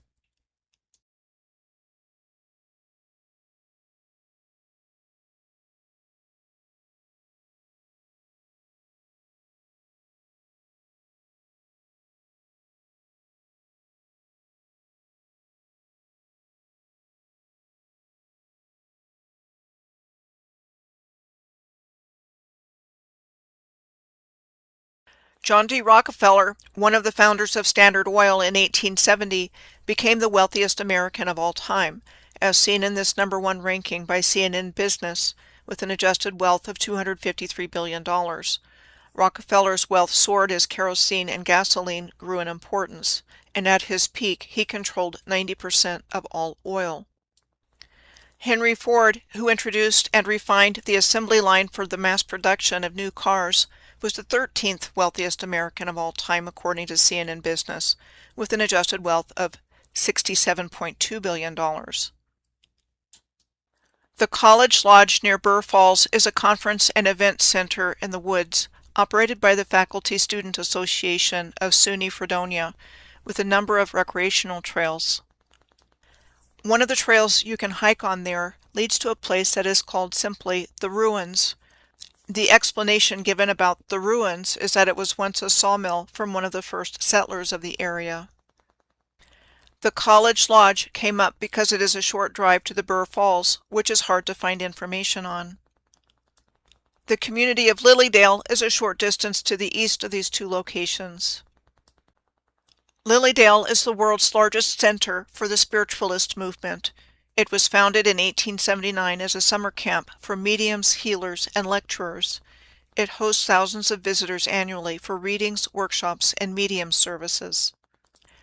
Shumla Falls and Arkwright Falls are relatively close to each other, and both are located a short distance to the northeast of Lilydale. Shumla Falls and Arkwright Falls are at different locations on Canada Way Creek on private property in Chautauqua County. The area is known for its steep, scenic gorges. I can only find a photo of Arkwright Falls, and from what I can tell looking for images, there are numerous waterfalls in Chautauqua County. The same is true of neighboring Cattaraugus County in western New York. In Cattaraugus County further east, we find places like the Zora Valley Multiple Use Area with the Gossamer Cascade Waterfall, the Stony Pitcher Falls, Linda's Falls, and the Bridal Falls in Allegany State Park. The Zora Valley is an area of deep gorges along the main and south branches of Cattaraugus Creek in western New York, on the border of Cattaraugus County and Erie County, roughly between the villages of Gowanda to the west and Springville to the east. The core area at the confluence of these two branches of Cattaraugus Creek is protected as the Zora Valley Multiple Use Area, a conservation area located in the towns of Otto, Collins, and Persia, and open to the public for a variety of recreational purposes. The Zora Valley area has over 20 waterfalls, though most are harder to get to than others. More accessible ones include the Gossamer Cascade that I already mentioned, which is 130 feet or 40 meters high, and the Buff Cascade Falls at 120 feet or 61 meters high. Canyon depths along the Cattaraugus Creek range up to 380 feet or 120 meters on the south branch, and up to 480 feet or 150 meters on the main branch, with several nearly vertical rock faces. The Zora Valley Unique Area hosts the tallest forest in the northeastern United States, which are said to be remnants of the region's old-growth forests, and was designated as a unique area for protection from logging and development. I looked to see what I could find out about a railroad history on Cattaraugus Creek, and these are the kinds of things I was able to find, like the Buffalo and Jamestown Railroad. First incorporated in 1872, it spanned roughly 75 miles or 121 kilometers from Buffalo to Jamestown, passing through communities like Hamburg, Eden, and Gowanda, and became the Buffalo and Southwestern Railroad in 1877. The line peaked in the 1920s with daily passenger and freight trains, but passenger service ended in 1952. After various mergers, the freight service ended for all intents and purposes around 1976. All that remains today of it is the short line Buffalo Southern Railroad for freight, and the Buffalo, Cattaraugus, and Jamestown Scenic Railway, based in Hamburg, for tourist excursions and has a museum. This bridge over Cattaraugus Creek on one side of the Zoar Valley multiple use area at Gowanda was said to have been built for it during the 1870s. This historic structure has been replaced with another bridge. At Springville, on the other side of the Zoar Valley multiple use area, there was a railroad trestle crossing the Cattaraugus Creek. The historic railroad trestle still stands as the Cascade Bridge and is currently part of the Erie Cattaraugus Rail Trail project, which aims to make it a key feature of a regional rail trail network. The Erie Cattaraugus Rail Trail project is over 27 miles or 43 kilometers of railroad right-of-way connecting Orchard Park, Aurora, West Falls, Colden, East Concord, Springville, and West Valley. I'm sure there is more railroad history to find, and it takes a lot of digging to find it. But this gives you the idea that there was a connection between these creeks, railroads, gorges, and waterfalls, and that a once extensive railroad network has been removed and its history obscured and hard to find. Next, the Stony Pitcher Falls are in Mansfield, New York, but I can't find out much about them except that they are on the map. I did, however, find some interesting things nearby, in particular Rock City State Park and US 219. Rock City State Park is noteworthy because it is named for its Little Rock City rock formations. Here, huge rock formations form passages that look like a city of rocks, with massive conglomerate formations that look like houses, and others creating narrow streets and corridors. The reason given for its existence is that over thousands of years, erosion and soil movement created the giant blocks and maze-like passageways. These rock cities in state parks figured prominently in the research I did a couple of years back for On the Trail of Giants in Appalachia and beyond, and US 219 figured prominently in this same video. So I'm going to feature a rock city in Beartown State Park on US 219 in West Virginia, but there are many examples to choose from of exactly the same thing found in state parks across the region and the country. The rock formations at Beartown State Park in West Virginia are described as having unusual rocky formations, massive boulders, overhanging cliffs, and deep crevices, with the deep crevices having a regular crisscrossed pattern, making them appear like the streets of a town. US Route 219 is a spur of US Route 19. It is 535 miles or 861 kilometers long and runs from West Seneca, New York, at the eastern end of Lake Erie south of Buffalo, and ends at Bluefield, Virginia, right across the state border from Bluefield, West Virginia. As mentioned, these two highways meet at Bluefield in Virginia, of which there is one city on either side of the West Virginia border with that name. The land between the two Bluefields contains the richest deposit of bituminous coal in the world, known as the Pocahontas Coalfield, or the Flat Top Pocahontas Coalfield, named after the Flat Top Mountain on US 19 in West Virginia, and Pocahontas, Virginia, where the first coal seam here was discovered. The Pocahontas Coalfield started to be mined in 1882. Bituminous coal is a middle-ranking coal that has less carbon than the highly ranked anthracite coal from Pennsylvania seen earlier, but still widely used for industrial purposes. In West Virginia, US 219 is said to follow what was known as the Seneca Trail, a network of trails of unknown age used by indigenous Americans for commerce, trading, and communication. The Seneca Trail ran through the Appalachian Valley from what was to become Upper New York State and went well into Alabama, though they are described to us in our historical narrative strictly as footpaths What we are told is that by the time the land was settled by Europeans starting in the 18th century, it was largely abandoned by its previous inhabitants. US 219 is a highway corridor that links places like the bogs of Black Moshannon State Park in Pennsylvania near Penn State University and State College, and the bogs of Cranberry Glades in West Virginia near White Sulphur Springs and the Greenbrier Resort. Salamanca in Cattaraugus County in New York, near Rock City State Park and on US 219, is within the Allegany Indian Reservation, one of two governed by the Seneca Nation of New York, a federally recognized tribe in western New York. Almost the entire city of Salamanca is on Seneca Nation land. The other is the Cattaraugus Reservation, which stretches inward from Lake Erie along Cattaraugus Creek. There is a third, the Oil Springs Reservation, but it is mostly unpopulated. In our historical narrative, the Seneca were the keeper of the western door of the Iroquois Confederacy, also known as the Haudenosaunee. The Seneca were among the first 5 nations of the Iroquois Confederacy, along with the Mohawk, Oneida, Onondaga, and Cayuga. The Haudenosaunee are a confederacy bound by the Great Law of Peace, a constitution that established a representative government and is still in use today.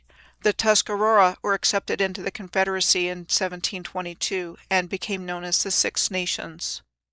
In the 21st century, more than 10,000 Seneca have 3 federally recognized tribes, which are the Seneca Nation of New York and the Tonawanda Seneca Nation in New York, and the Seneca Cayuga Nation in Oklahoma, where their ancestors were relocated from Ohio during the Indian removals in our historical narrative in the period of time between 1830 and 1847.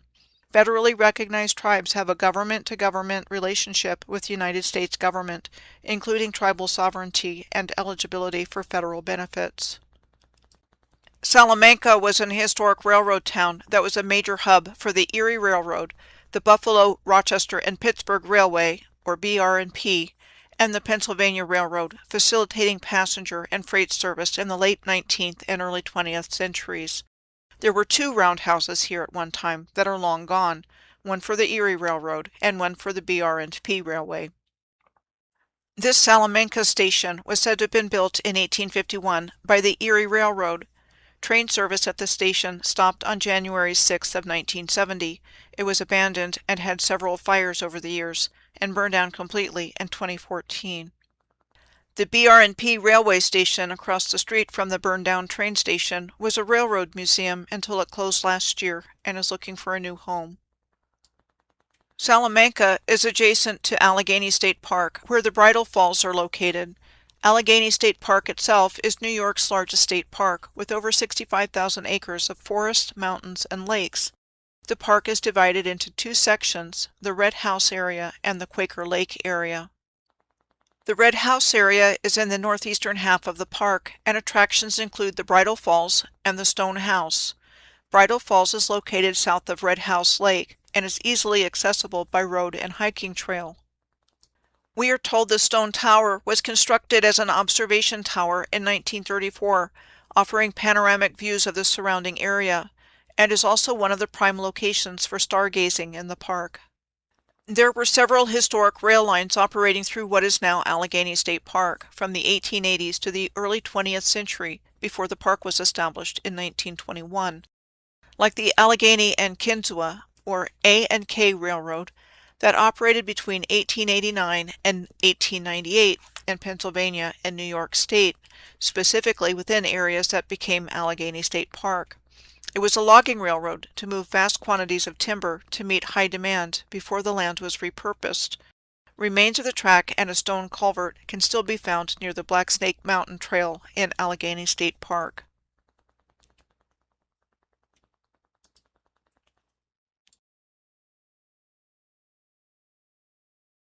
Linda's Falls is to the northwest of the Salamanca area that I've been looking at in this part of Cattaraugus County.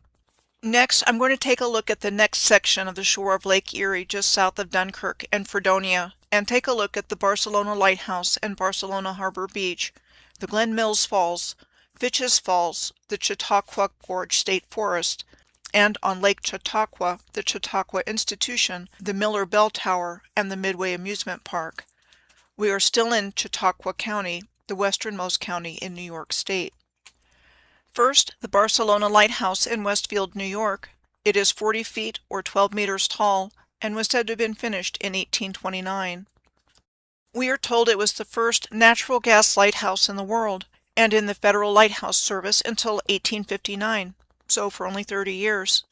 It was privately held through various owners until 2007, at which time it was acquired by the New York State Office of Parks, Recreation, and Historical Preservation and is open to the public. The Barcelona Harbor Beach and Lighthouse are located on the Seaway Trail.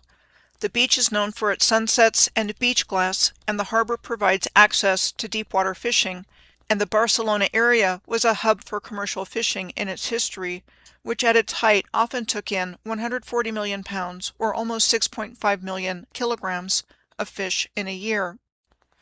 There's about a quarter mile or almost half a kilometer of the beach backed by a rocky cliff, and there are several waterfalls collectively known as Barcelona Falls that pour off the cliff onto the beach depending on the season. Westfield was a hub for trains in the area, and its station, an art gallery today, was a connection for both the New York Central Railroad and the Jamestown, Westfield, and Northwestern Railroad. In 1903, Westfield became the end destination of a trolley line that was said to have been built by the Jamestown, Westfield, and Northwestern Railroad.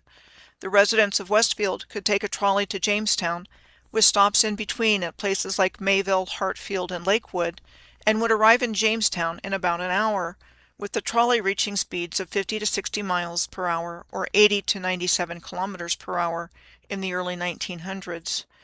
In 1909, the line was extended to Barcelona, and 18 round trips per day were made between Westfield and Jamestown. The interurban trolley lasted until the end of November in 1947, and the New York Central Railroad stopped major passenger service along Lake Erie through here in 1967, before it merged with the Pennsylvania Railroad to form the Penn Central Transportation Company in 1968. Passenger service at smaller stations like Westfield was discontinued as part of a massive reduction in passenger rail, paving the way for Amtrak to take over national passenger operations in 1971. The Glen Mills Falls, Fitch's Falls, and the Chautauqua Gorge State Forest are just to the south of Westfield. The Glen Mills Falls is located on Little Chautauqua Creek in Westfield, New York. From what I could find out, there's an old trolley bridge at this location. It was also the historic location of Glen Mills, a 19th century mill site and small industrial area. The nearby Fitch's Falls are also on Little Chautauqua Creek in Westfield, New York, and within hiking distance of the Glen Mills Falls. Fitch's Falls are in the Chautauqua Creek Gorge, and its name likely came from an early family or landowner in the area. There's also old rail infrastructure at this location, as well as remnants of an industrial past, as the falls along here were used to power mills in the area. The Chautauqua Gorge State Forest is a multi-use recreational area located between Mayville and Westfield in Chautauqua County. The forest borders the steep gorges of Chautauqua Creek. The Fred J. Cusimano Overland Trail runs through the forest, which is a 24-mile or 7-kilometer-long hiking trail that connects the south side of Chautauqua Gorge with the town of Harmony on the New York-Pennsylvania border. This trail connects to the Chautauqua County Rails to Trails system. Over on Lake Chautauqua, I'm going to take a look at the Chautauqua Institution, the Miller Bell Tower, and the Midway Amusement Park. The city of Jamestown is on the southern end of Lake Chautauqua. The Chautauqua Institution was established in 1874 and still operates today as an education and summer resort for adults and youth. The Chautauqua Institution was founded in 1874 to teach Sunday school teachers. The teachers would arrive by a steamboat on Chautauqua Lake and disembark at Palestine Park and begin a course of Bible study that used the park to teach the geography of the Holy Land. The Chautauqua Institution has expanded its season length over the years and offers programs in education, religion, and the arts, including dance and music. The Miller Bell Tower at the Chautauqua Institution was dedicated in August of 1911 as a memorial to one of the Chautauqua Institution's founders, Lewis Miller. It is 18 feet square and 75 feet tall, or 5.5 meters square and 23 meters tall, and said to be a campanile constructed in the North Italianate style. The Westminster chimes play every quarter hour between 8 a.m. and 10 p.m. daily. Same idea with the Ames Campanile at Iowa State University in Ames, Iowa. The Ames Campanile is a major symbol of Iowa State University. As a matter of fact, the Ames Campanile is represented on what is described as the mace, that is probably as tall as or taller than the chief faculty marshal that carries it at the head of academic processions. The Ames Campanile was said to have been constructed in 1897 as a memorial to the first Dean of Women, Margaret MacDonald Stanton. The Campanile houses the Stanton Memorial Carillon, which also plays Westminster chimes every quarter hour.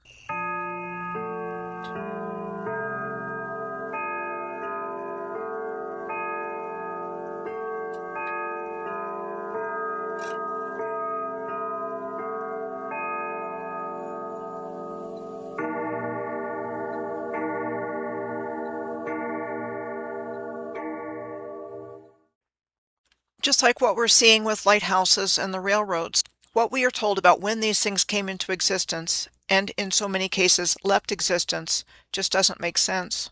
I believe the purpose of these massive bell towers reaching up to the clouds for the original civilization was that they were musical generators of healing and harmonious frequencies for the benefit and balance of all creation. The current musical scale is not tuned into the solfeggio frequencies, and the results of this are believed to negatively affect our thinking skills and emotional states, thereby lowering our consciousness in yet another way. Next, the Midway State Park is directly across Chautauqua Lake from the Chautauqua Institution and its campanile. In our historical narrative, the Midway State Park in Maple Springs was established in 1898 by the Jamestown and Lake Erie Railway as a picnic ground. It is recognized as the 15th oldest continually operating amusement park in the United States and the 5th oldest remaining trolley park of 13 still operating in the United States. These days, park goers can do things like ride on the vintage carousel, play a game of miniature golf, ride the tilt-a-wheel and go-karts, and there are kiddie rides for the children. Jamestown at the southern end of Chautauqua Lake was, among other things, a railroad hub in the 19th and 20th centuries, served primarily by the Erie Railroad. The Erie Railroad's main line ran through Jamestown and connected New York City to Chicago. The railroad carried passengers, mail, and industrial freight, helping Jamestown grow into a regional manufacturing center, in particular furniture manufacturing. We are told the historic Jamestown Station, the most recent of several previous train stations here, was built by the Erie Railroad between 1931 and 1932, in the middle of the Great Depression, as a replacement for the previous one. It stopped being used for passenger service in January of 1970. These days, it is part of the National Comedy Center, an American museum dedicated to comedy, as Jamestown was Lucille Ball's hometown. There was also the Buffalo-Jamestown Railroad, which was said to have been built between 1872 and 1875 between the two cities. It became part of the Buffalo and Southwestern Railroad and eventually absorbed into the Erie Railroad system. It was important for shipping furniture and other manufactured goods and bringing workers and travelers between Jamestown and the greater Buffalo region.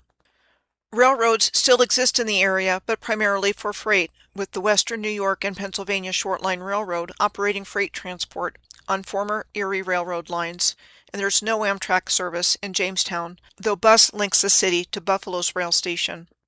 As mentioned previously, Jamestown had an electrified interurban railway, among several in the area. The Jamestown, Westfield, and Northwestern Railroad operated between 1914 and 1950 and was nicknamed the Chautauqua Lake Route. It was used for passenger service, freight transfer to the Erie and New York Central Railroads, and service for factories in Jamestown. Passenger service ended in 1947, and the line closed completely in 1950. Jamestown also had streetcars, with horse-drawn streetcars appearing in 1884. Electric streetcar service began in 1891, making Jamestown one of the earlier cities to electrify its streetcar system.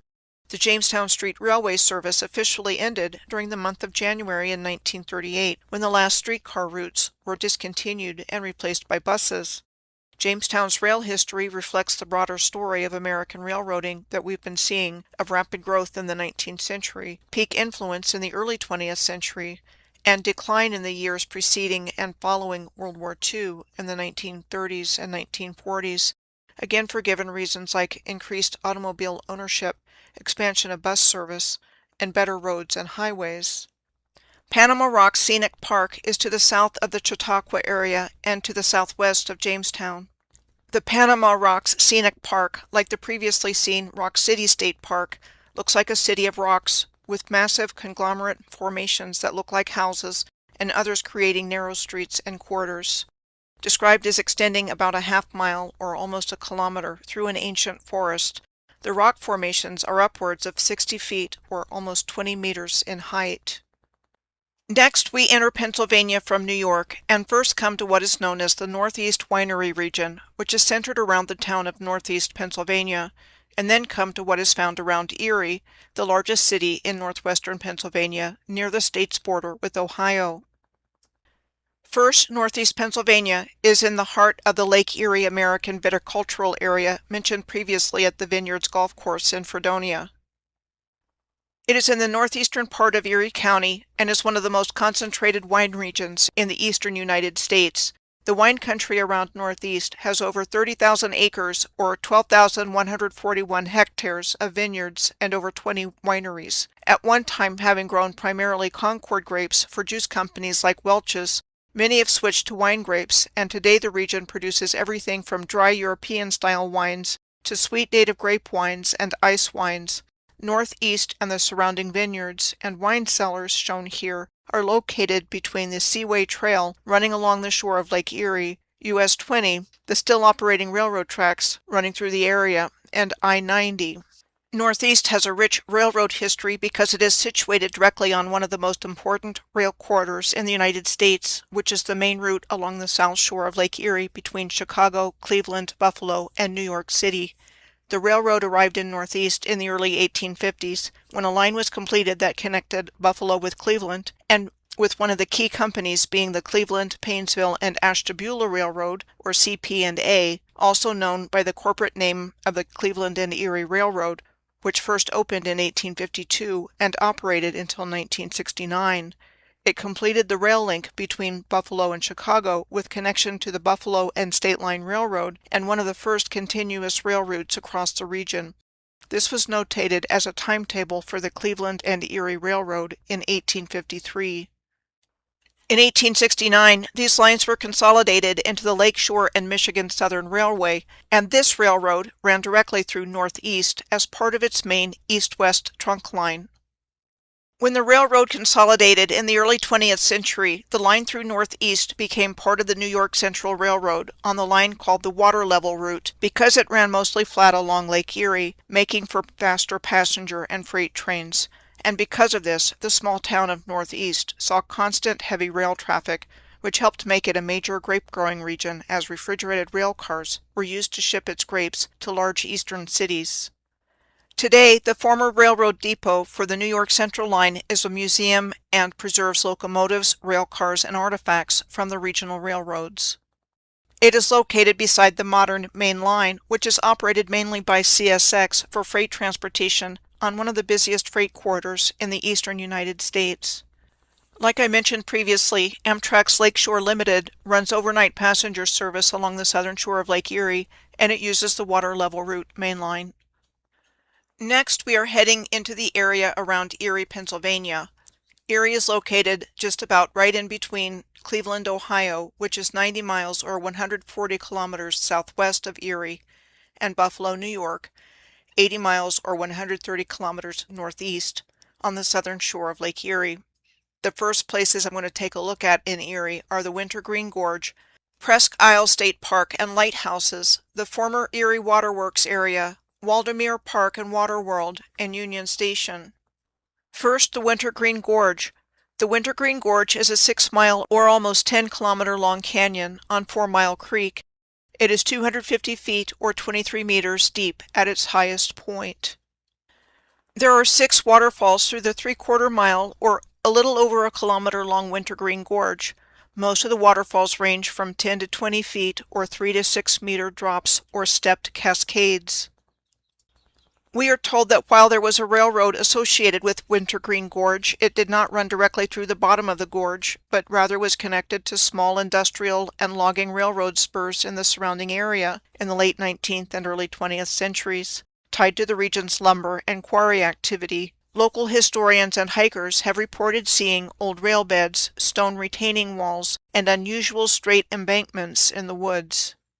Next, Presque Isle State Park is an arching peninsula that juts into Lake Erie, 4 miles or 6 kilometers west of the city of Erie. We are told the French were the first Europeans to arrive in the area, which had been inhabited historically by the indigenous Erie people, and that the French were the ones to construct Fort Presque Isle near Erie in 1753 to protect the northern terminus of the Venango Path, the year before the beginning of the French and Indian Wars in 1754, which lasted until 1763. It was abandoned only 6 years later in our narrative. Also in our narrative, the Venango Path was a Native American trail between Presque Isle at present-day Erie, Pennsylvania, and present-day Pittsburgh. The French were also said to have built Fort Le Boeuf that same year, in 1754, with the reason given to guard the road into the Ohio Valley, and it was also abandoned at the same time as Fort Presque Isle. Historical markers and a museum are all that's left to remember it by. Fort Le Boeuf was in today's Waterford, Pennsylvania, 15 miles or 24 kilometers south of Erie on US 19. Fort Machault was also included in this line of fortifications the French were said to have built around the same time period, and also abandoned by the French in 1759. It was located in present-day Franklin, Pennsylvania, on the Allegany River. The last fort said to have been built by the French in 1754 in this line of fortifications was Fort Duquesne, situated between the forks of the Ohio in present-day Pittsburgh, where the Allegany meets the Monongahela to form the Ohio River. Fort Duquesne was considered strategically important for controlling the Ohio country for both settlement and trade. The French were said to have destroyed the fort later in the French and Indian Wars, and the site was taken over by the British, who were said to have built Fort Pitt, eventually taken over by the Americans, and the area became known as Pittsburgh. I believe these so-called fortifications were actually batteries on the original energy grid, which were found all over the surface of the Earth, and found close together, paired together, or even clusters of them found in the same location. One definition is a device that produces electricity that may have several primary or secondary cells arranged in parallel or series, as well as a battery source of energy which provides a push or voltage of energy to get the current flowing in a circuit. Another meaning of the word battery is the heavy fire of artillery to saturate an area rather than hit a specific target. I believe they were repurposed as forts for them to appear to have a strictly military function, as the explanation for why they were built, and in countless cases, why they were destroyed. Back in Erie, Pennsylvania, in our historical narrative, Presque Isle served as a base for Commodore Oliver Perry's fleet during the War of 1812, and we are told played a part in the victory over the British in the Battle of Lake Erie. The Perry Monument on one of Presque Isle's southern tips was so named to commemorate this victory. This monument is an obelisk situated on a circular area and what definitely appears to be artificially shaped landform. I typically find obelisks as commemorative monuments, like the Bunker Hill Monument in Boston, Massachusetts. The Sergeant Floyd Monument in Sioux City, Iowa, said to have been erected to commemorate the only death that was said to have occurred during the Lewis and Clark expedition in 1804. Speke's Monument, located in the Kensington Gardens, in London, a red granite obelisk dedicated to John Hanning Speke, the explorer who discovered Lake Victoria and led expeditions to the source of the Nile, and the obelisk at Jefferson Davis State Park in Kentucky at the birthplace of Jefferson Davis, the President of the Confederate States of America during the American Civil War. This obelisk is the fourth tallest monument in the United States, the tallest unreinforced concrete structure in the world, and the world's tallest concrete obelisk. Presque Isle State Park has an interesting and distinct shape. It is described as a sandy peninsula with 6 distinct ecological zones: Lake Erie, the bay and the shoreline, sand plain and new ponds, dunes and ridges, old ponds and marshes, thicket and subclimax forest, and climax forest. There are 3 lighthouses in the Presque Isle State Park. the Presque Isle Lighthouse on the north side, the North Pier Lighthouse on the east side, and a small lighthouse access from the former waterworks area on the west side. We are told that the Presque Isle Lighthouse on the north side that we see today was constructed between 1872 and 1873 and is 5 courses of bricks thick. The tower is square on the outside and circular on the inside, with a spiral staircase. The North Pier Lighthouse on the east side was said to have been built in 1858 and guides vessels into Presque Isle Bay from Lake Erie. It is the only surviving example of this wrought iron square design in the United States. It was said to have been forged in France and assembled on site in Lake Erie. The lighthouse on the grounds of the former Erie Waterworks on the west side was known officially as the Waterworks Steel Intake Tower. It was said to have been built in 1906 to manage the municipal water intake pipe for the city of Erie. It was restored in 2018, and the former waterworks has become a recreational area with water taxi service, picnic pavilions, and playground equipment. There's a fourth lighthouse, the Erie Land Lighthouse, just to the southeast of Presque Isle State Park, and a few blocks north of the Seaway Trail. The Erie Land Lighthouse, also known as the Old Presque Isle Lighthouse, is located in Lighthouse Park on the bluffs overlooking Lake Erie. The lighthouse there today was said to have been built in 1867 and permanently decommissioned in 1899. It is owned by the state of Pennsylvania and open to the public for seasonal tours. Waldameer Park and Water World is in Erie at the entrance to the Presque Isle State Park and located on the Seaway Trail.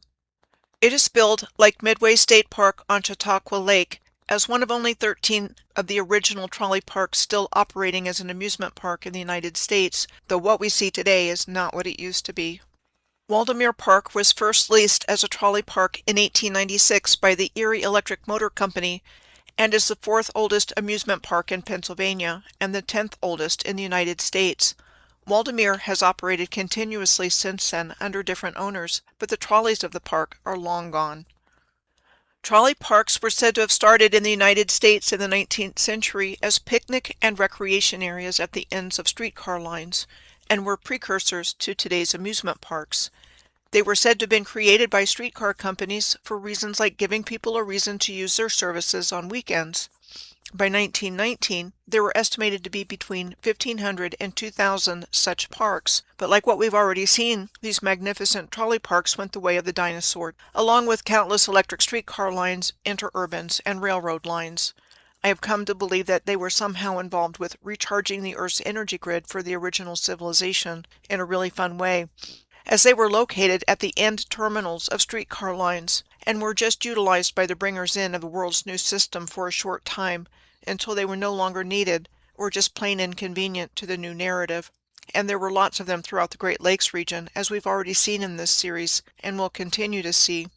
Erie was also an important railroad hub during the mid-19th century. We are told the first railroad station in Erie was established in 1851 and replaced in 1866 by the Romanesque Revival Union Depot seen on the left, which was demolished in 1925.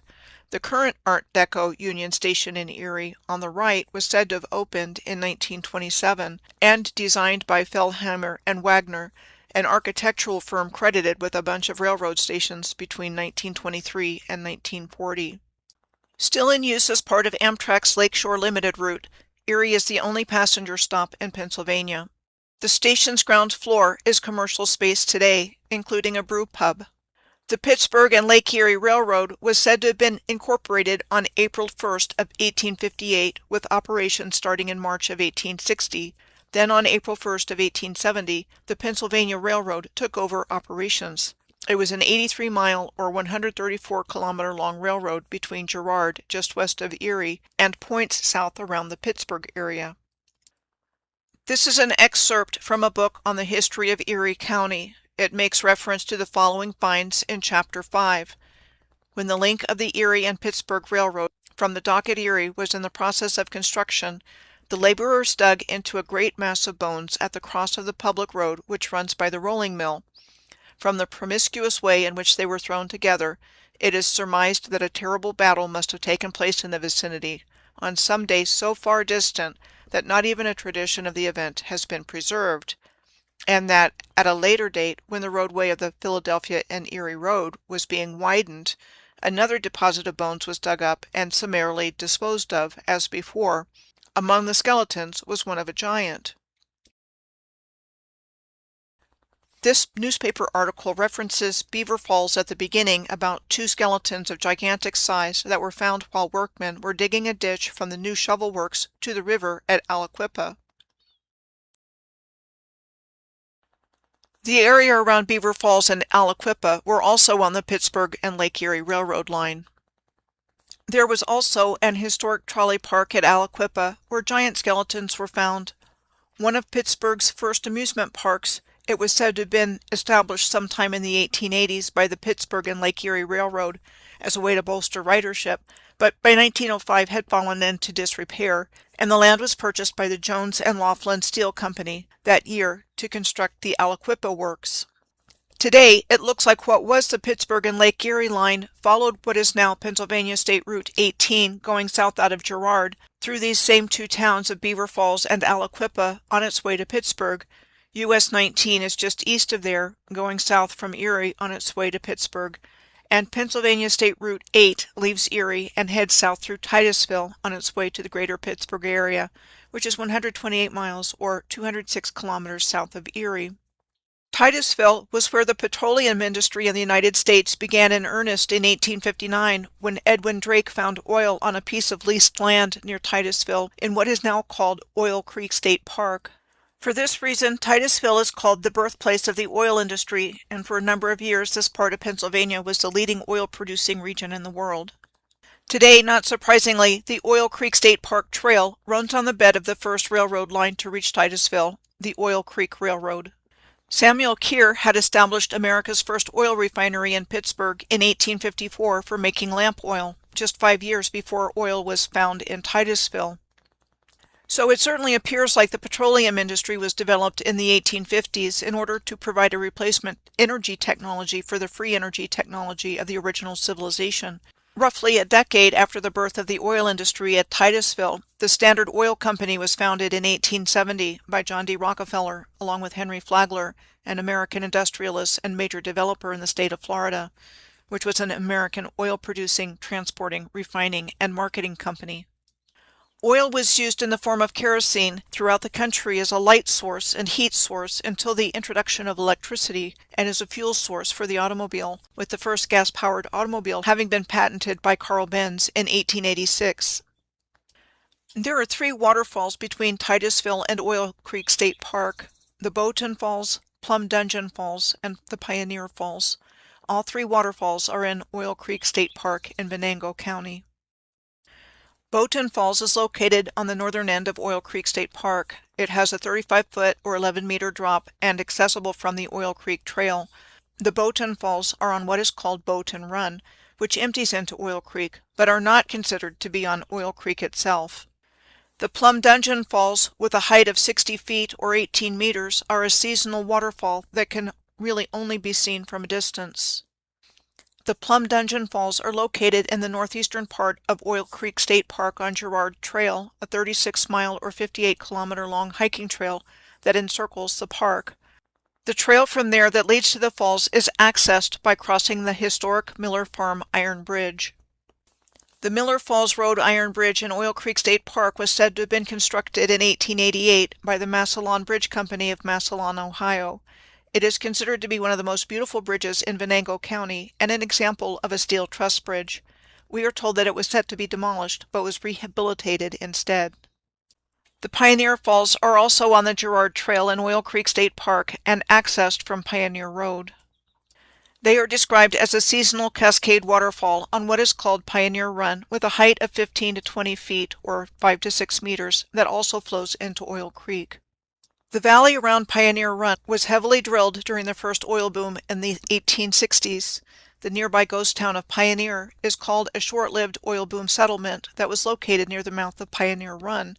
It was formed after oil was discovered here in 1859, and between 1862 and 1865 major wells were drilled here, reportedly producing 2,500 barrels of oil per day. In its heyday, there was even a railroad station here, but by the 1870s, oil production had dropped and the town was abandoned. The Oil Creek and Titusville Railroad these days is a 16.5-mile or 27-kilometer long freight or tourist railroad that runs from Titusville to Rend Farm, north of Oil City at the southern end of Oil Creek State Park, on tracks that were originally part of the main line of the Buffalo, New York, and Philadelphia Railroad in the 1880s. After mergers over the years, it became Penn Central in 1968, and after Penn Central went bankrupt in 1976, it was absorbed into Conrail. In 1986, it was acquired from Conrail by the Oil Creek Railway Historical Society, and tourist trains started running in July of that year, and freight operations began in September. Hector Falls is located northeast of Titusville and West Hickory. Hector Falls are described as flowing from a height of 22 feet or 6.71 meters from a rectangular-shaped rock face in the middle of what looks exactly like a wall.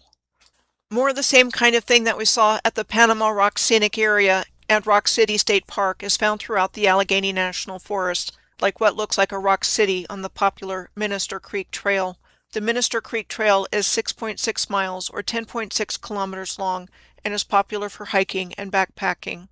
Next, I'm going to turn my attention to West Hickory, where the tallest recorded skeleton in North America was found at 18 feet or 5.5 meters tall.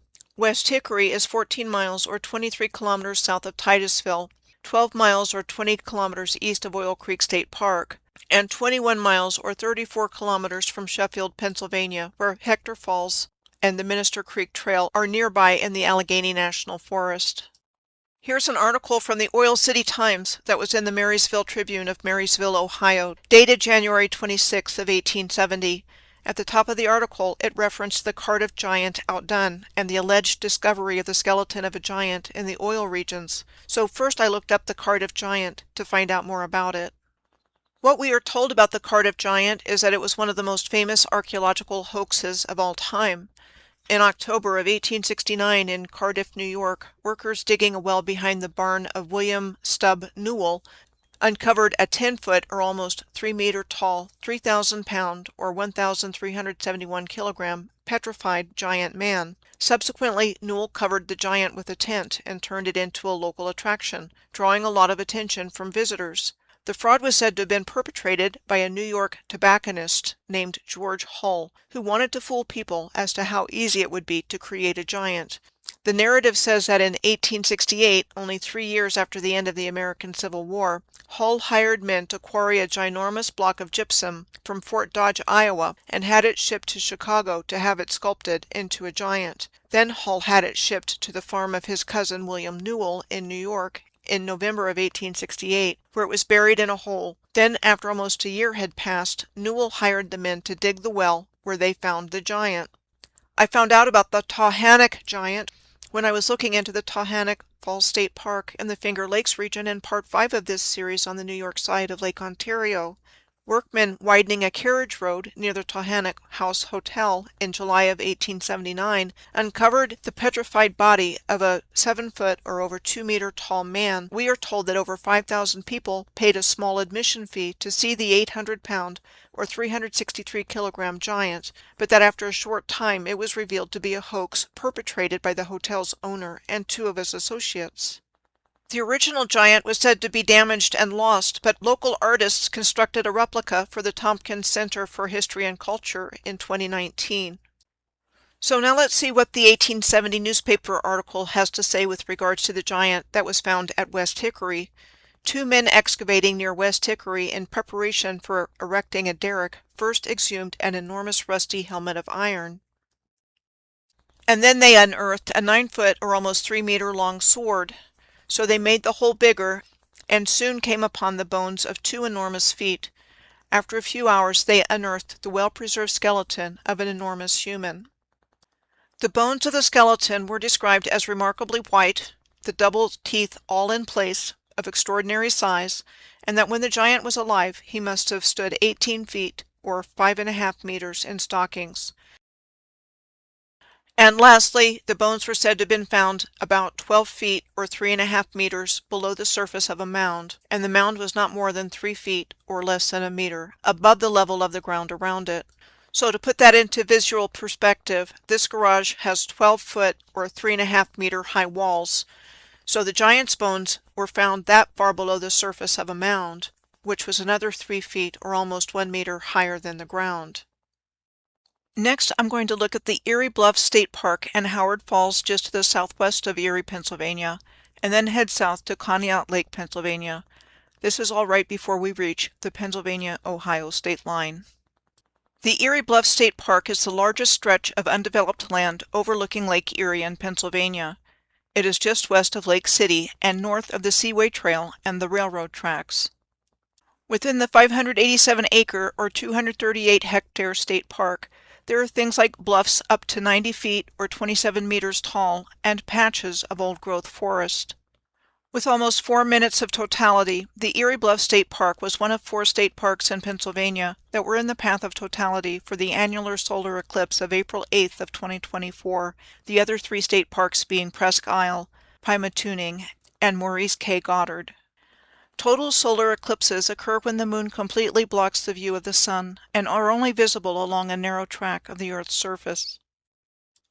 For a few moments during totality, when the moon completely covers the sun, the day becomes night, the horizon displays the colors of sunset, and the heavenly bodies, usually seen only at night, appear. There were 2 total solar eclipses occurring in the United States in a 7-year time frame, with the first one occurring on August 21st of 2017. The 2017 eclipse traveled from northwest to southeast, and the 2024 eclipse traveled from southwest to northeast, and their paths crossed each other in Carbondale, Illinois. The 2024 eclipse passed through or near 9 cities named Salem. The 2017 eclipse passed through 7 cities named Salem. Just a coincidence? Or did the builders of this ancient advanced civilization know exactly where they were in place, time, and space? The Giant City State Park, located just south of Carbondale in Maconda, Illinois, and another massive rock city, experienced the longest period of totality during the 2017 eclipse at 2 minutes and 40 seconds, and was also in the path of totality in 2024 for almost 4 minutes, though did not have the longest period, which was in Nazas, Mexico. Here is another clipping from a publication on the subject of giants. Talking about the Great Lakes region, it says, long before the Indians, it is believed to have been inhabited by a superior people, of whom not even a tradition remains, whose only monuments are earthworks and tumuli, which is another word for burial mounds, scattered here and there, in some places containing bones from men of gigantic size. It goes on to say further, mounds and relics from these mound builders were formerly abundant throughout the Ohio and Mississippi valleys, especially in this section. If a separate race from the Indians, when and by what agency they were destroyed, will probably remain a mystery as deep as that of the lost island Atlantis. So this acknowledges the presence of giants here who were mound builders, but shrouds what happened to them in mystery, just like the lost Atlantis, saying we don't know who they were, or really anything about them, except that they were a superior people. It is interesting to note that researchers have long suspected the Smithsonian to have played a role in the cover-up of giants. Back in the day, giant skeletons were displayed in public places and mentioned in newspaper articles, but all that went away. On the one hand, there are reports that the Smithsonian admitted to the destruction of thousands of giant human skeletons in the early 1900s as a result of a U.S. Supreme Court ruling, and on the other hand, there are fact-checkers vigorously debunking this as a satirical claim and false. Why is there such a contradiction of information and vehement denial on the subject of giant skeletons when there were historical records of their existence? The existence of giants were pushed way back in time in our historical narrative, with what happened to them being a mystery. I think the giants were buried right where they stood, when whatever destroyed the energy grid took place. Yes, they were reported to be found at mounds, but they were also randomly uncovered when people were digging. A sudden cataclysmic event, creating swamps, deserts, and even submerging entire landmasses around the Earth, would account for how a highly advanced worldwide civilization of giants could be wiped from the face of the Earth and erased from our collective memory. The next place I want to take a look at is the Howard Falls in Girard, the largest falls in Erie County, Pennsylvania. It is in the Falls Run Gorge and is described as cascading over a large rock outcropping approximately 33 feet or 10 meters wide and 40 feet or 12 meters high. The land that the falls occupy has been privately owned by the Howard family for 180 years, and while not open to the public to see close up, they are viewable from the public Falls Road. The falls are close to the Howard Quarry in Girard, an inactive stone quarry operated by the Howard family starting in 1839. The Howard Quarry was said to have provided the local hard sandstone for the Erie County Courthouse in Erie, the west wing of which was said to have been constructed between 1852 and 1853. The matching east wing was said to have been constructed in 1930 during the Great Depression. Next, I'm heading down to Conneaut Lake, Pennsylvania, because I know there was an historical trolley park there. The Historic Exposition Park was founded there in 1892 by Colonel Frank Mantor, owner of the Conneaut Lake Exposition Company, with the stated purpose of being a permanent fairground and exposition for livestock, machinery, and industrial products. Ownership of the park transferred to the railroad in 1901, and in 1907 trolley service was said to have been extended to the park. Then the following year, in 1908, many of the park's original buildings were lost in a fire. We are told that while arson was suspected as a cause of the fire at the time, it was never proven. An amusement park at Conneaut Lake has existed under various ownership over the years, but as of the 2020s, it is no longer a full-scale amusement park, but instead a partial event venue with remnants of the park. Now I'm going to head back to the Lake Erie shore, where we cross the state line and go into Ohio from Pennsylvania. The first cities we come to are Conneaut and Ashtabula, both of which have lighthouses. First, Conneaut. Conneaut is the northernmost city in Ohio, at the entrance on Lake Erie of Conneaut Creek. We are told the land was first surveyed by the Connecticut Land Company in 1796, and the first permanent settlement was in 1798. The Connecticut Land Company was a land speculation company that formed in the late 18th century to survey and encourage settlement in the eastern parts of the newly chartered Connecticut Western Reserve of the former Ohio Country, which was part of the highly prized Northwest Territory. The Connecticut Land Company purchased 3 million acres, or 12,000 kilometers squared, of the Western Reserve in northeast Ohio in 1795, and settlers demanded that the land be surveyed prior to settlement per the Land Ordinance of 1785, which was a standardized system by which settlers could purchase title to farmland in the West. This is what we are told in our historical narrative.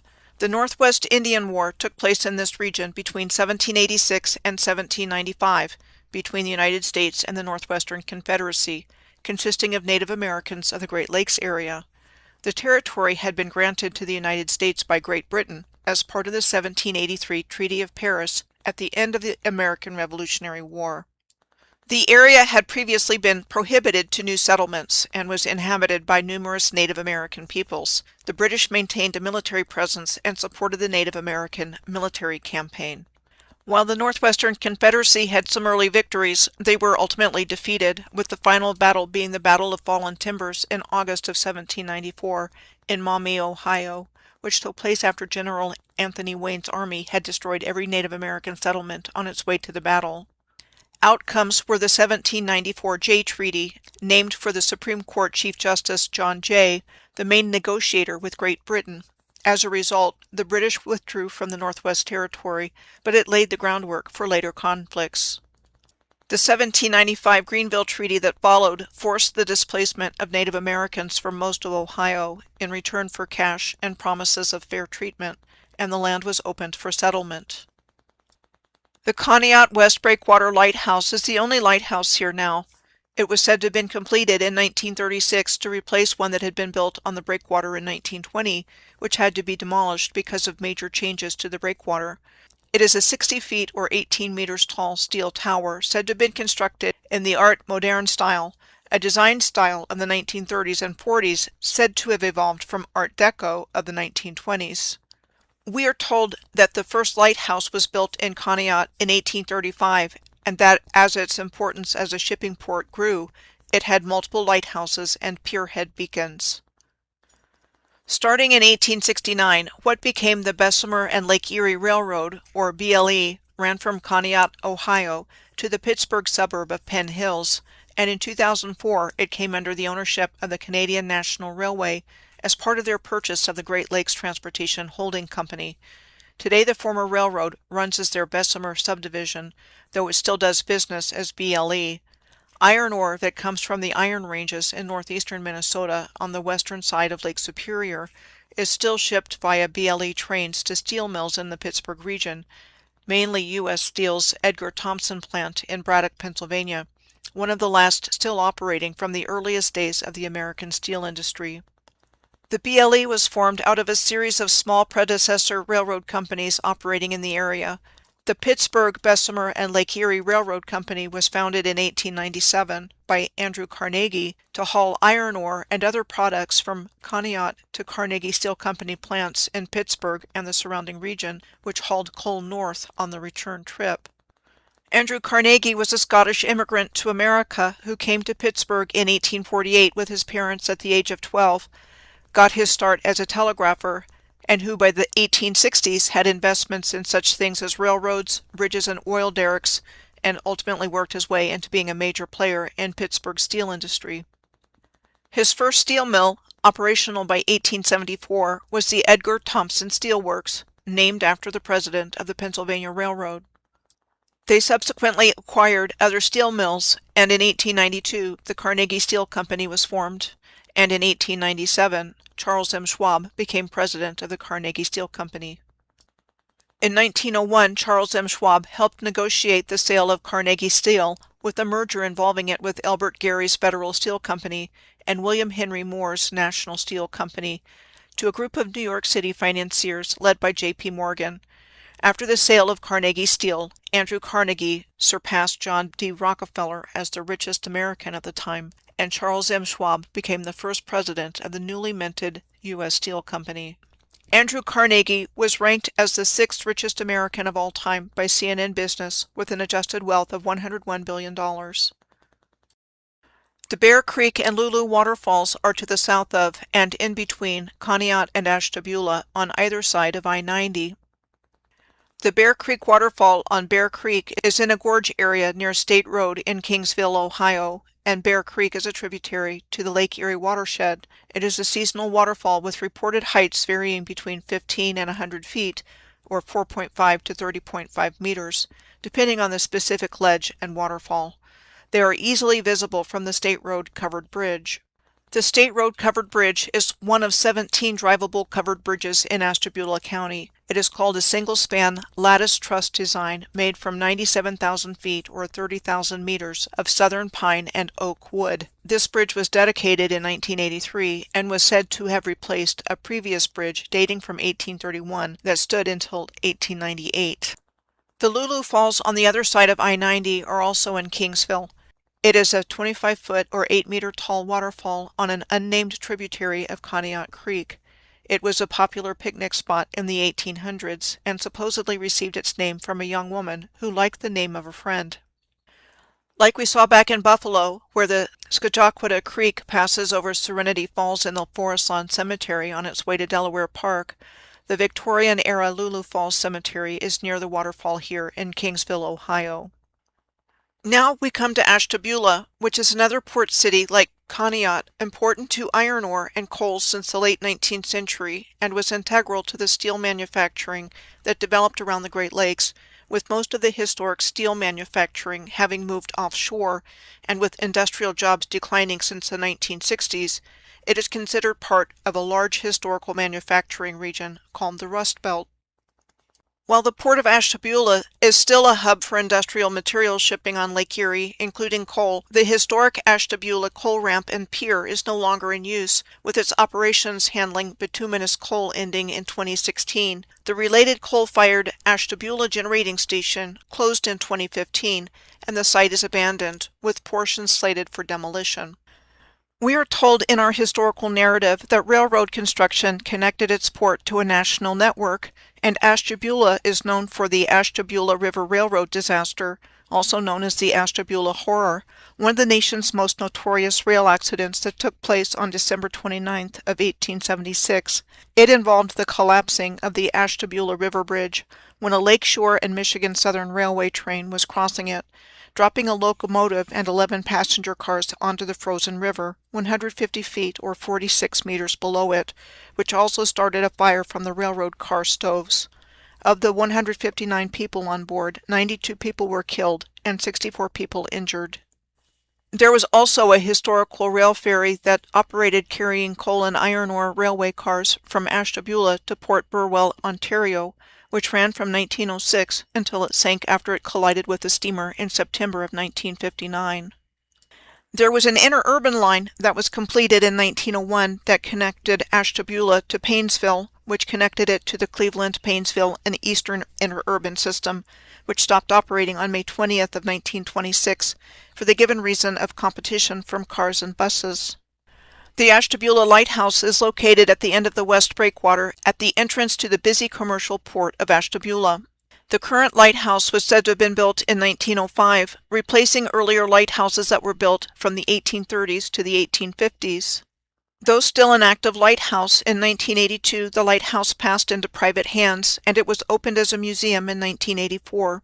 The Fresnel lens was replaced by a modern beacon, and was given to the museum in 1995.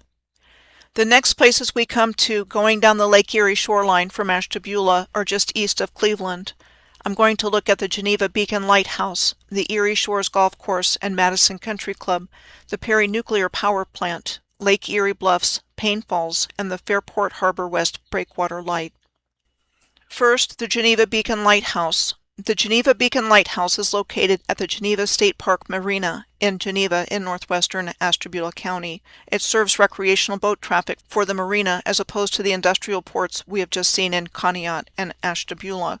The date given for its construction is 1980, and it is a 55-foot or 17-meter tall steel structure. The next places we come to are the Erie Shores Golf Course and the Madison Country Club, which are relatively close together, and in between the shore of Lake Erie, US 20, I-90, the railroad tracks, and the S-shaped Grand River. The Grand River is one of the most important waterways in northeastern Ohio, and one of the largest rivers in Ohio that flows directly into Lake Erie. It was a key route for settlers moving into the Connecticut Western Reserve in the early 1800s. The Perry Nuclear Power Plant and Lake Erie Bluffs come next. The Perry Nuclear Power Plant is situated on Lake Erie and is 40 miles or 64 kilometers northeast of Cleveland. There is land on the grounds of the Perry plant that was designated as an urban wildlife sanctuary in 1993, where there are trees, shrubs, streams, ponds, and wetlands that are habitat for species like herons, kingfishers, ducks, geese, and endangered spotted turtles, as well as the rare cranefly orchid. Perry is the fourth nuclear power plant that I've come across while doing this Great Lakes series, and all have been right on the lakeshore of their respective Great Lakes. They were the Darlington Nuclear Power Station in Bowmanville, Ontario, on Lake Ontario, the 9 Mile Point Nuclear Station near Oswego, New York, on Lake Ontario, and the Bruce Nuclear Power Plant in Kincardine, Ontario, on Lake Huron. The Lake Erie Bluffs is a 670-acre or 271-hectare park managed by Lake Metro Parks, a public park system in Lake County, Ohio, that manages a large network of natural areas, parks, and recreational facilities.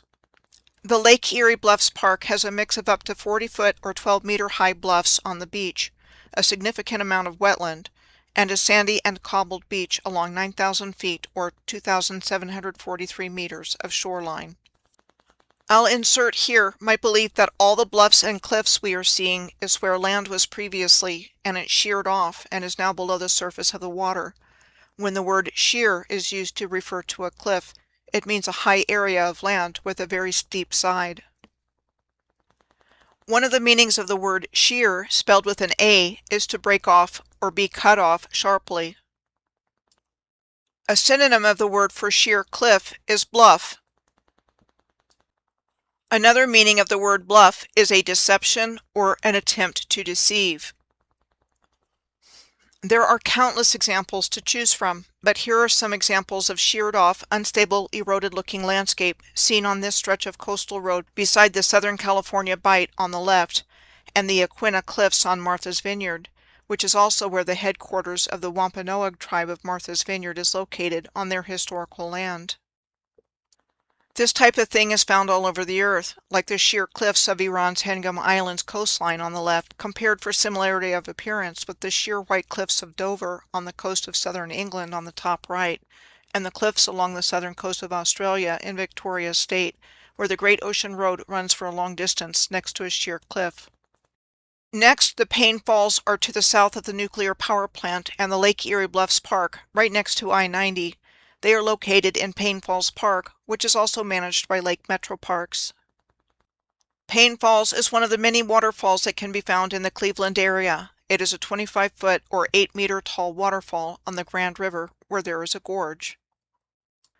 Railroad history on the Grand River was centered around Lake County, and particularly Paynesville, where the railroad supported regional industry and shipping. Key railroad infrastructure included the Baltimore and Ohio, or B&O railroad lines that were established in the late 1880s, including significant bridge structures. The Grand River Railway was revived as a short line in 2016 to support Lake County's industry by hauling salt from the Morton Salt Mine to a CSX interchange after CSX closed the line in 2002. Historically, the railroad along the Grand River was defined by its role as a vital industrial corridor, connecting the inland steel mills of Youngstown, Ohio, with the shipping docks of Fairport Harbor. Paynesville, the county seat of Lake County, was historically part of the Connecticut Western Reserve. It was named after General Edward Payne, an officer in the Continental Army during the Revolutionary War, who was one of the first settlers of the Western Reserve.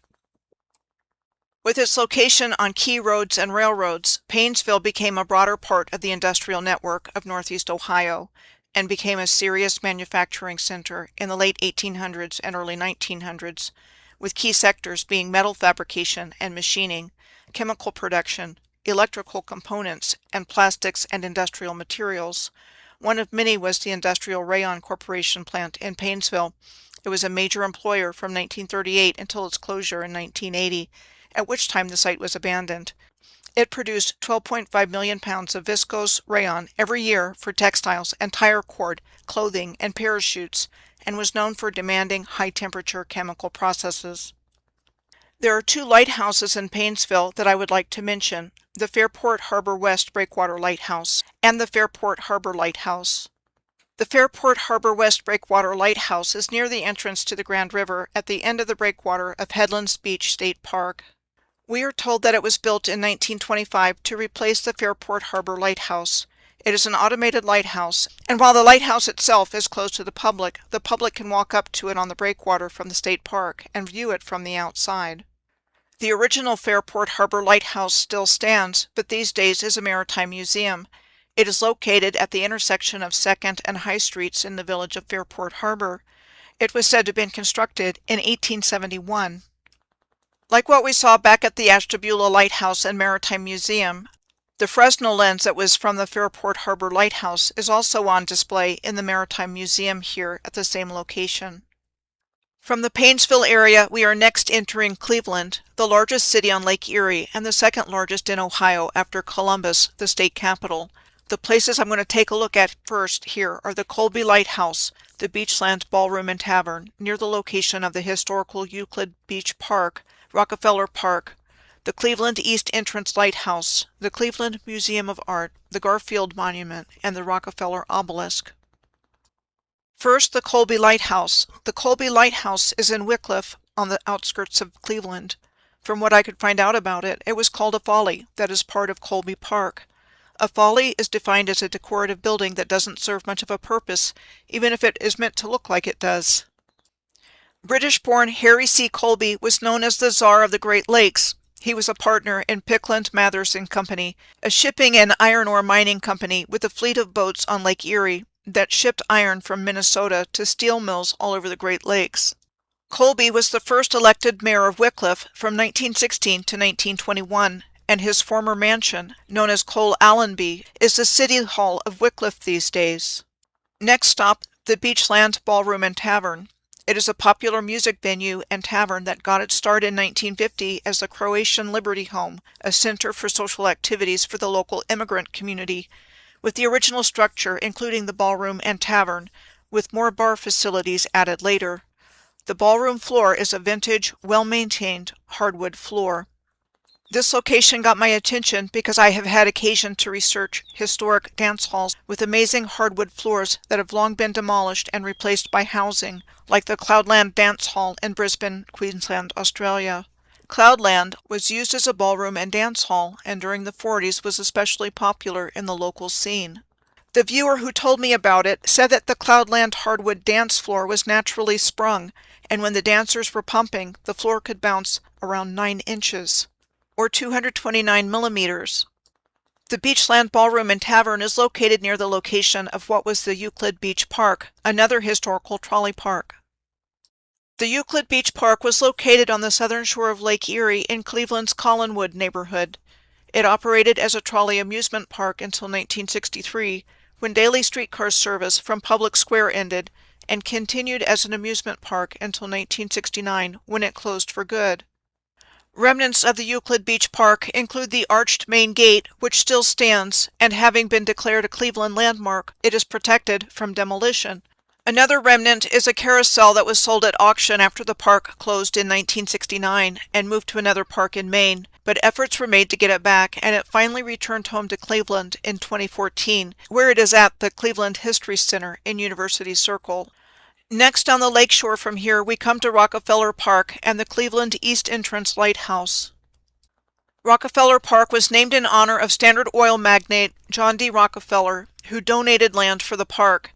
Rockefeller Park stretches for 2 miles or 3 kilometers along Doane Brook and runs a northwesterly path between Shaker Heights and goes in between the University Circle neighborhood and ends at Gordon Park on the city's lakefront.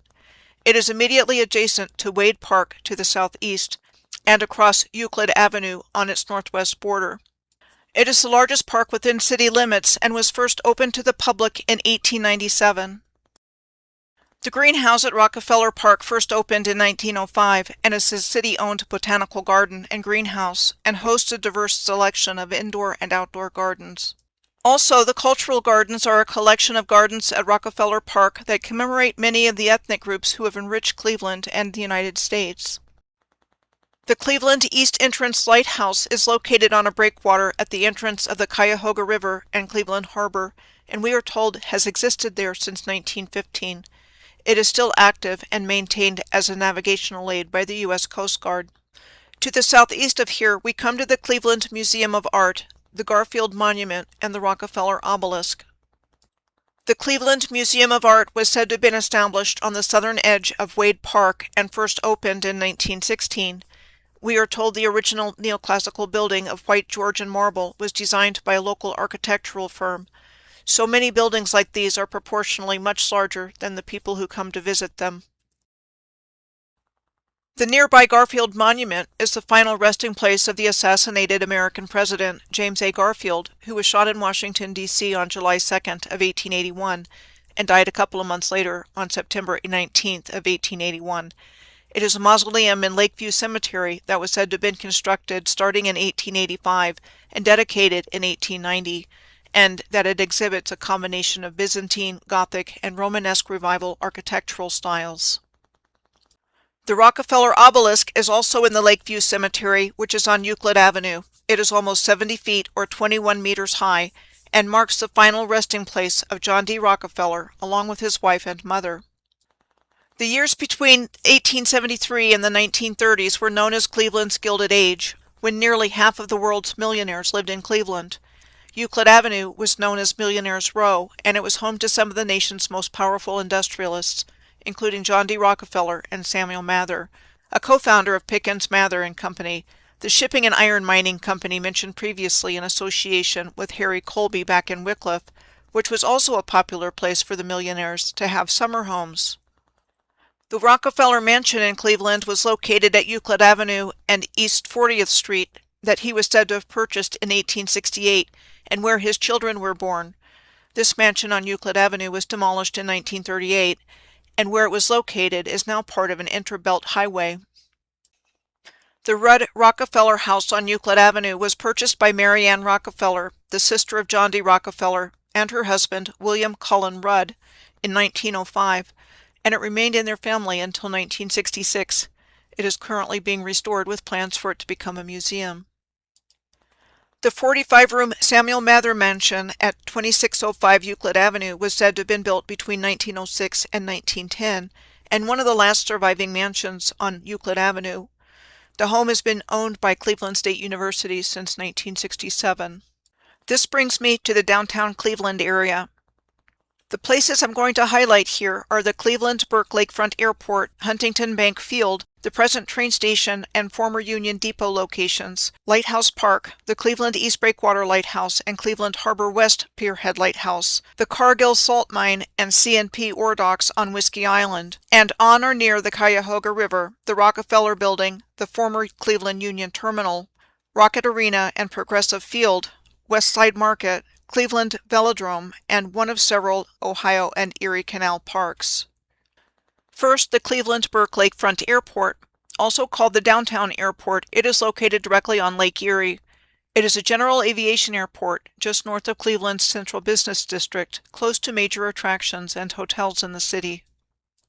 Interestingly, it is also known as the Landfill Airport for the given reason that during the Great Depression in the 1930s, the land it is situated on was used as a dumping site for the city's waste. Then we are told after it opened in 1947, the airport's runways were expanded using dredged material from the Cuyahoga River to create solid land for the runways. Next up is Huntington Bank Field adjacent to the downtown airport. Huntington Bank Field is currently the home stadium of the National Football League's Cleveland Browns, as well as serving as a large event venue for the community, like other sporting events and concerts. It also sits on the old landfill and dump site. The stadium is next to the former Union Depot site and current Cleveland train station for Amtrak passenger service, and Lighthouse Park as well. The former Cleveland Union Depot was said to have been built in 1866. This picture was notated as having been taken in 1867, which would have been only 2 years after the end of the American Civil War in our historical narrative. The Cleveland Union Depot was used by multiple railroads over the years. The Pennsylvania Railroad was the only railroad still using this depot after 1930, when the Cleveland Union Terminal first opened for use in a different location, which we will come to shortly. The Cleveland Union Depot building was demolished in 1959, 6 years after the Pennsylvania Railroad stopped using it in 1953. The Cleveland Union Depot was located where the parking lot, nicknamed the Pit, at the Huntington Bank Stadium is today, which is frequently used for tailgating during the Browns football season. The nearby Cleveland train station, known as the Cleveland Lakefront Station, in front of the stadium, not far from the former Union Depot site, has been used by Amtrak since 1977. It serves the Lakeshore Limited passenger train from New York and Boston to Chicago, the Floridian line from Chicago to Miami, and the local rapid transit waterfront line. The nearby Lighthouse Park was the former location of the Cleveland Harbor Lighthouse. The construction of the original Cleveland Harbor Lighthouse was said to have been completed in 1830 on a bluff at the end of what is now West 9th Street. This area was a significant bluff in the 1820s and 1830s, but it has since been altered by industrial expansion in the flats and the construction of the Main Avenue Bridge. Then we are told the Lighthouse Tower was rebuilt in 1872, but that by 1894, only 22 years later, this lighthouse was decommissioned. Then this structure remained until around 1937, when we are told the Main Avenue Bridge was built. All that remains of this lighthouse are its wall and steps in Lighthouse Park, which features things like built-in seating, bench swings, electrical hookups for device charging, and a light bar feature. Next, the Cleveland East Breakwater Lighthouse and Cleveland Harbor West Pierhead Lighthouses are located close to each other at the main entrance to Cleveland Harbor. The present Cleveland East Breakwater Lighthouse was said to have been built in 1910 and that it was automated in 1959. It is still an active navigational aid and not open to the public. Interesting to note the megalithic stone wall next to the lighthouse. The Cleveland Harbor West Pierhead Lighthouse was said to have been built around the same time as the East Breakwater Lighthouse. While it still functions as a navigational aid for maritime safety, the Cleveland Harbor West Pierhead Lighthouse was purchased privately for almost $500,000 at a U.S. General Services auction in 2023. Now I'm going to take a look at Whiskey Island, situated on the west side of the entrance to the Cuyahoga River, and in particular, the Cargill Salt Mine and C&P ore docks. In our historical narrative, Whiskey Island was the first piece of solid land in the swamps that lined the entrance to the Cuyahoga River when Moses Cleveland surveyed the area in 1796 for the Connecticut Western Reserve.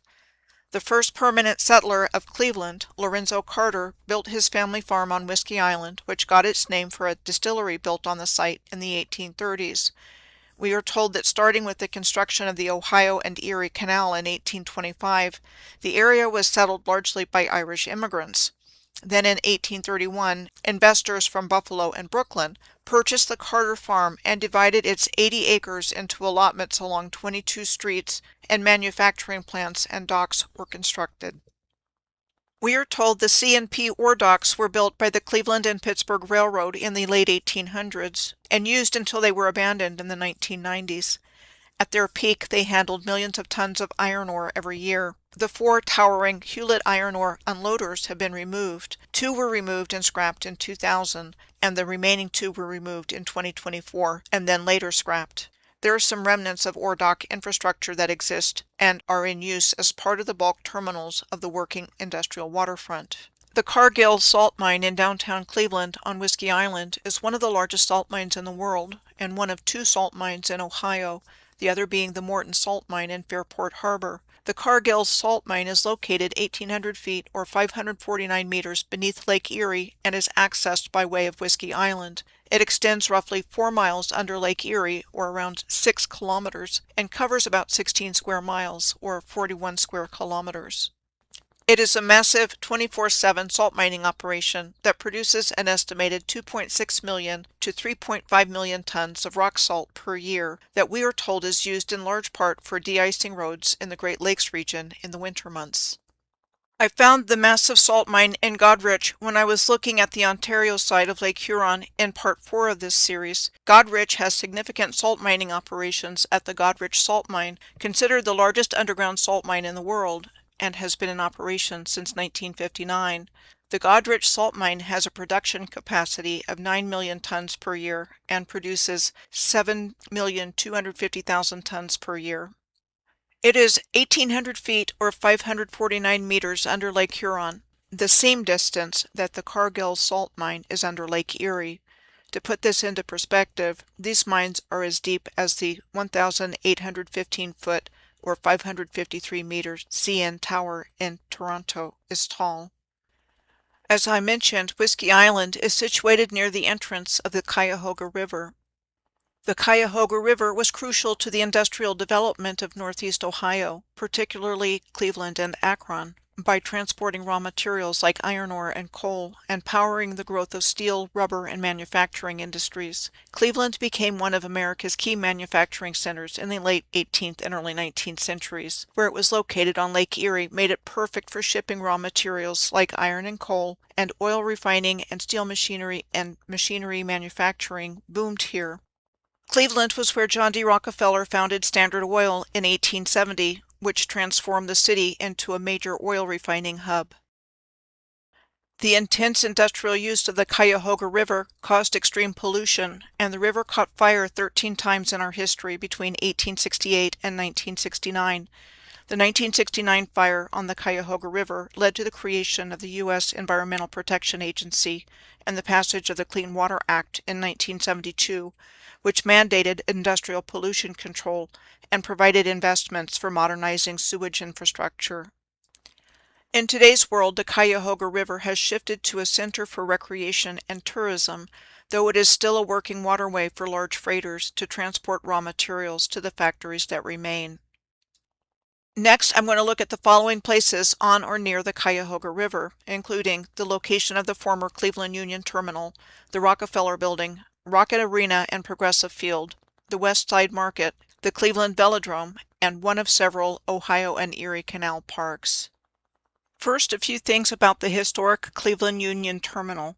The Cleveland Union Terminal was described as a monumental 1920s project that turned Cleveland's public square into a major transportation and commercial hub, anchored by the 52-story terminal tower.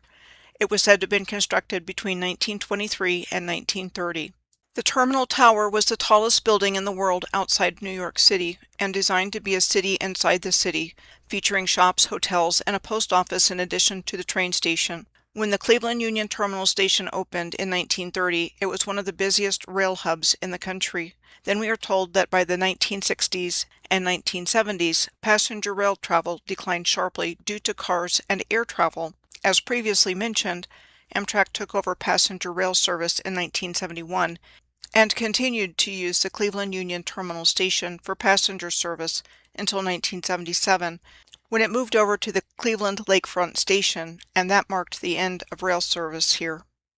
Today, the terminal tower is part of the Tower City Center and offers shopping, dining, entertainment, office space, and local RTA rapid transit lines still operate out of this location. The Rockefeller Building is on the other side of the street from the Tower City Center.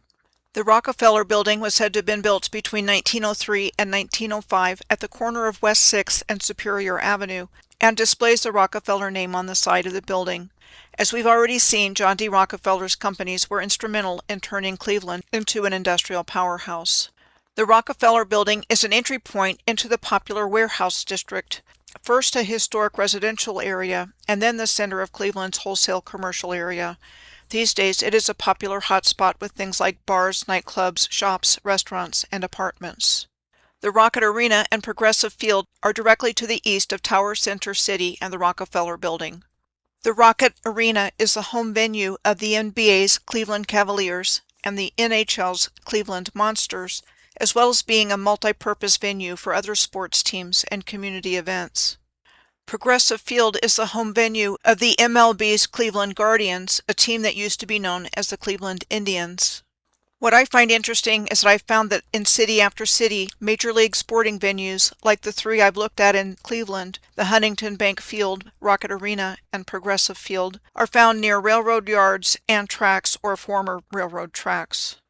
Like Baltimore, Camden Yards was previously a yard for the Baltimore and Ohio Railroad and was converted into today's Oriole Park for the Baltimore Major League Baseball team, first opening in April of 1992. And the M&T Bank Stadium, the home of the National Football League's Baltimore Ravens, located next to Oriole Field at Camden Yards, and first opened in September of 1998. There are still rail yards fairly close to this location today. There are many examples to choose from, but this gives you the idea. I think this finding is significant and not random, and believe it's about energy transference. From what I'm seeing in my research, the railroads were an important component for the transference of free energy on the original grid system, and I think that has been replaced by the harvesting of human energy without our awareness, since everything is on or near existing and former railroad tracks, from sporting venues like these to our roadways and highways.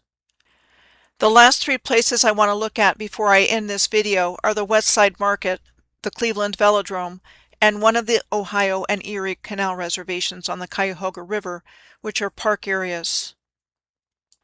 First, the West Side Market. The West Side Market is an historic public market owned by the city of Cleveland that has been continuously operating since it first opened in 1912 and has hundreds of thousands of visitors annually. Besides its huge variety of vendors and cultural diversity, the West Side Market building is famous for its vaulted ceiling and 137-foot or 42-meter tall clock tower. We are told this building was built specifically for the purpose of being a marketplace, but it definitely has features that remind me of a train station, like the previously seen terminal tower of the original Cleveland Union Terminal Station that is now Tower City Center. Next up, the Cleveland Velodrome. The Cleveland Velodrome is an outdoor bicycle racing track used for track cycling that opened in August of 2012 and is the only velodrome in Ohio. It features a 545-foot or 166-meter steep wooden track with very steep banked turns.